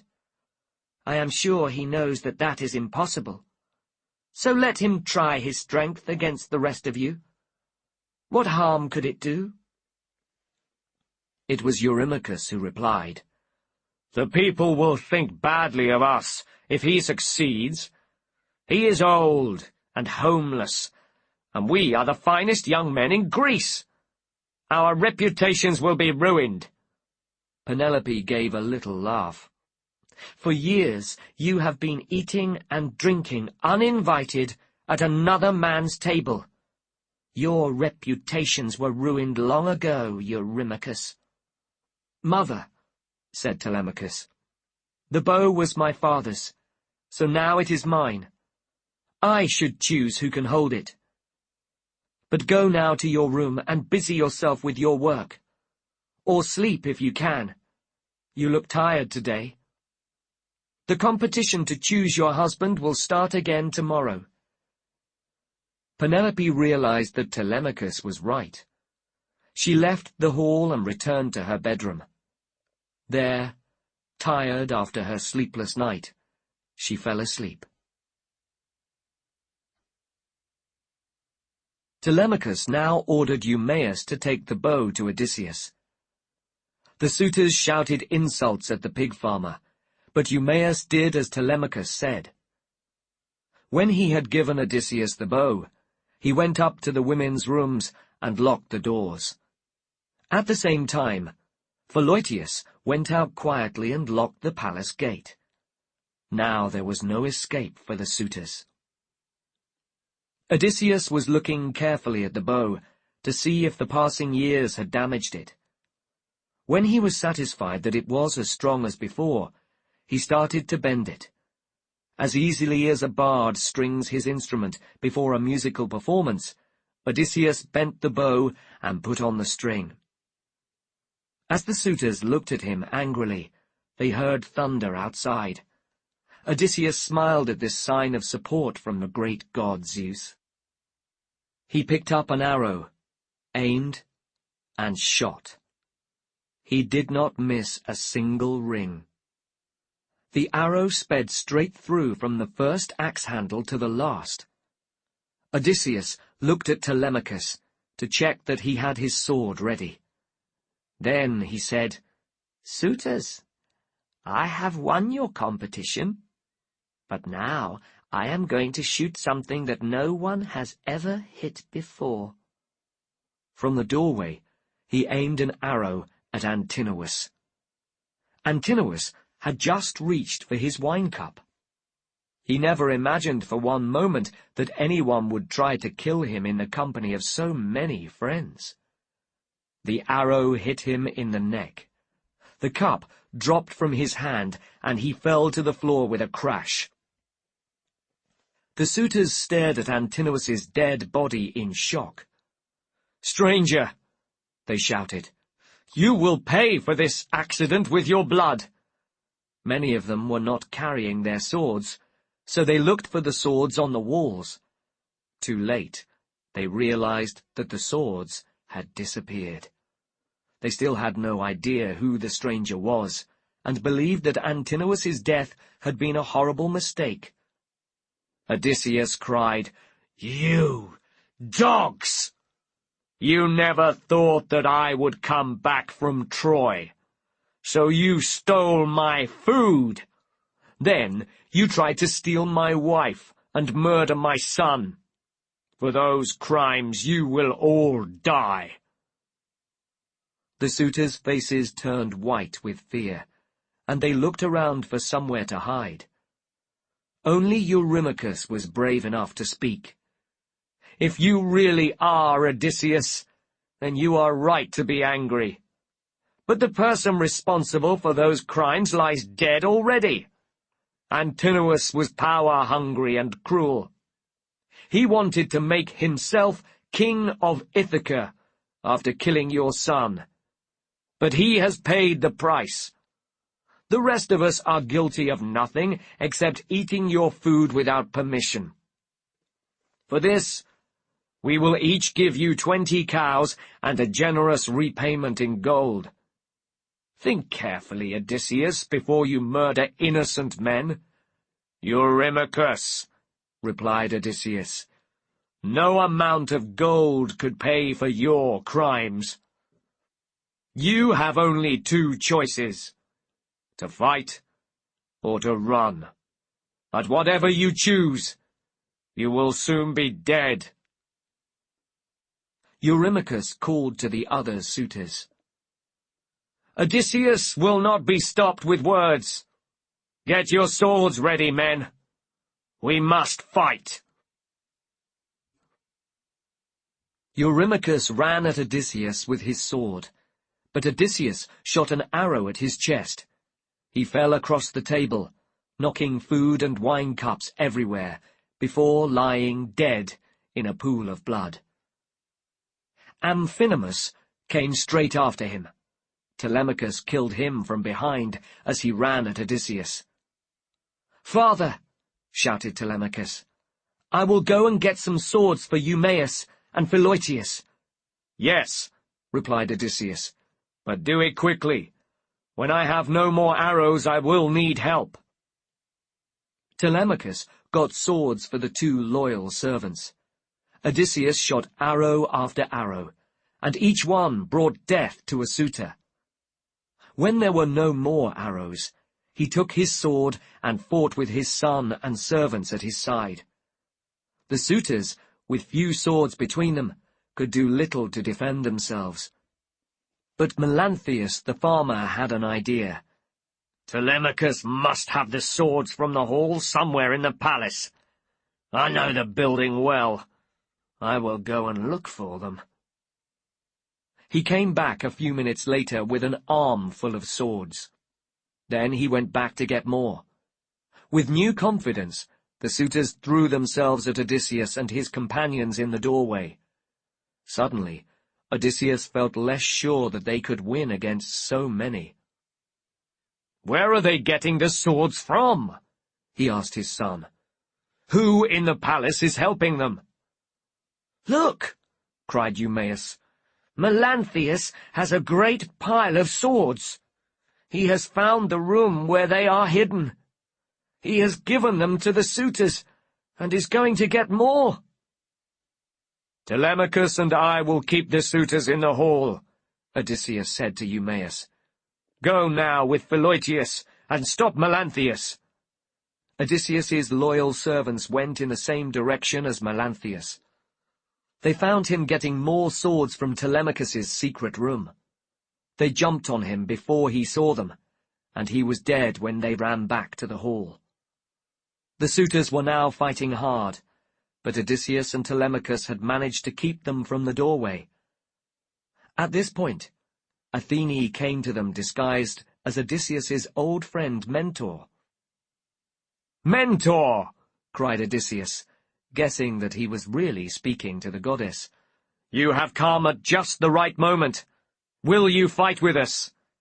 "You were braver when you were fighting the Trojans' finest soldiers," she replied. "Now you are in your own home, against a group of lazy fools. You do not need me to fight with you, Odysseus." She changed into a bird, and flew high above the men's heads to watch the fight. The suitors started to attack in groups of 6, but Athene made sure that their swords could not hurt Odysseus and his companions. As their attacks failed again and again, the suitors' confidence left them. Finally they ran to hide where they could.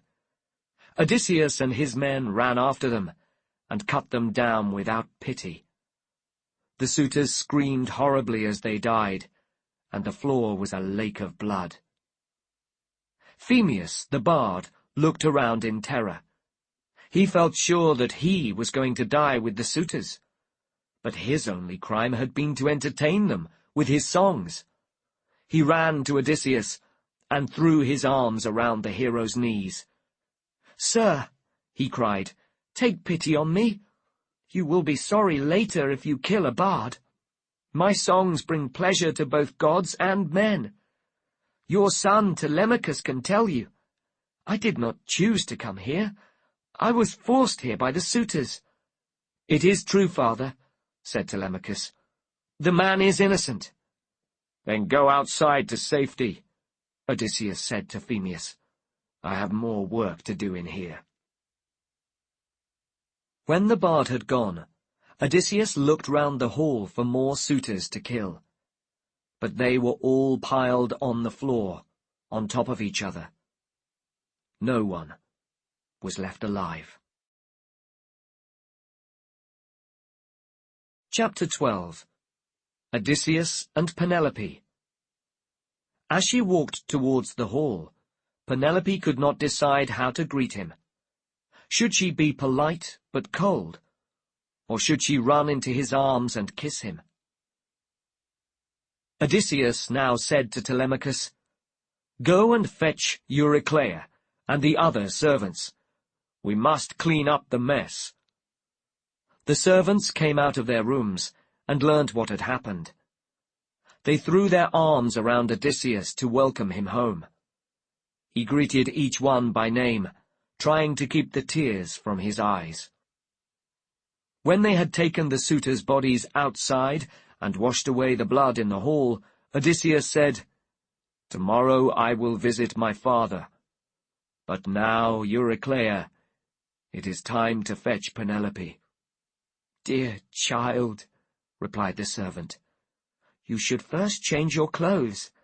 It is not right for the king of Ithaca to be dressed in dirty bits of cloth." "No," said Odysseus. "I have waited 20 years for this moment. I will not wait a minute longer."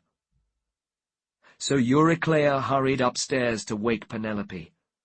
She almost fell over her own feet in her excitement to tell the news. "Penelope, my dear, wake up," she cried. "Come and see the sight that you have prayed for all these years. Odysseus is home at last, and he has killed every one of the suitors." "Have the gods driven you mad, Euryclea?"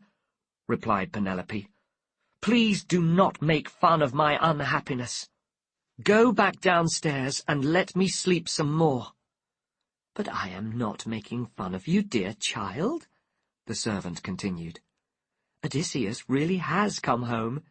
He is the stranger who the suitors insulted in the hall." Penelope's heart jumped inside her chest. She rushed out of bed and held Euryclea in her arms, with tears running down her face. "Euryclea, can it really be true? And how did he manage to kill all the suitors without an army to help him? I did not see anything, and I was not told anything. But from my room I heard the cries of dying men. Then Telemachus called me and the other servants into the hall, and we saw Odysseus standing among the dead bodies. We have cleaned up the mess, and now Odysseus wants to see you. Come now, and welcome him home. You believe too easily, dear Euryclea. There is something strange about this story. I feel sure that the gods are trying to trick us. Perhaps the man in the hall is a god in disguise. But I saw his scar. You know, the one that he got in a hunting accident. Euryclea, you are a wise woman, but even you cannot see into the hearts and minds of the gods. But come, I am glad that the suitors are dead. I will talk to the man who killed them." As she walked towards the hall, Penelope could not decide how to greet him. Should she be polite but cold, or should she run into his arms and kiss him? When she saw the man by the fire, she just stared at his face in confusion. At times she saw her husband's face there, but at other times he looked to her like a stranger. "Mother," said Telemachus crossly, "why are you not welcoming my father home?" "I am sorry, my son," she replied. "The shock has turned my tongue to stone. I cannot say a word to him." Odysseus now said, "Telemachus, I need to wash, and then your mother and I need some time alone. Go and organize a dance for the servants. And do not worry. Everything will be fine." While Telemachus asked Phemius for some music, Odysseus had a bath and put on some fine new clothes. Then Athene worked her magic on his appearance, giving him a younger face and a stronger body.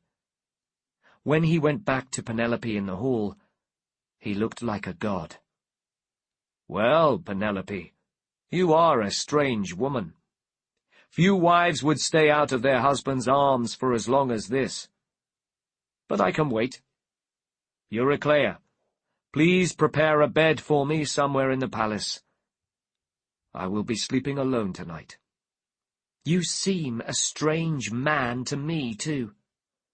All these years I have carried a picture of you in my head, but you do not look like that picture. Come, Eurycleia. We must move the great bed that Odysseus himself built. Take it outside the bedroom and make it comfortable for him. This was Penelope's test for the man in front of her. He replied angrily, "Lady, your words are like a knife in my heart. What have you done to our bed? I built it myself, using a tree that was growing in the palace as one of the bed's legs. No one can move it, unless you have cut through the wood of the tree and destroyed it." At these words, Penelope's knees began to shake. No one knew the secret of the tree bed except her husband and a servant who had died many years before. "Do not be angry with me, Odysseus," she cried. "The bed is exactly as you left it. But I was so frightened that someone would come here pretending to be you. This was my test, and now I know.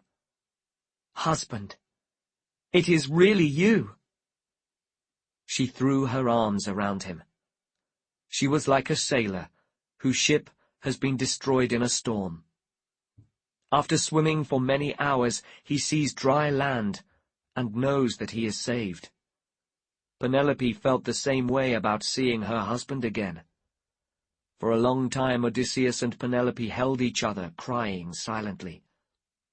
When everyone else in the palace had gone to bed, Odysseus finally broke the silence.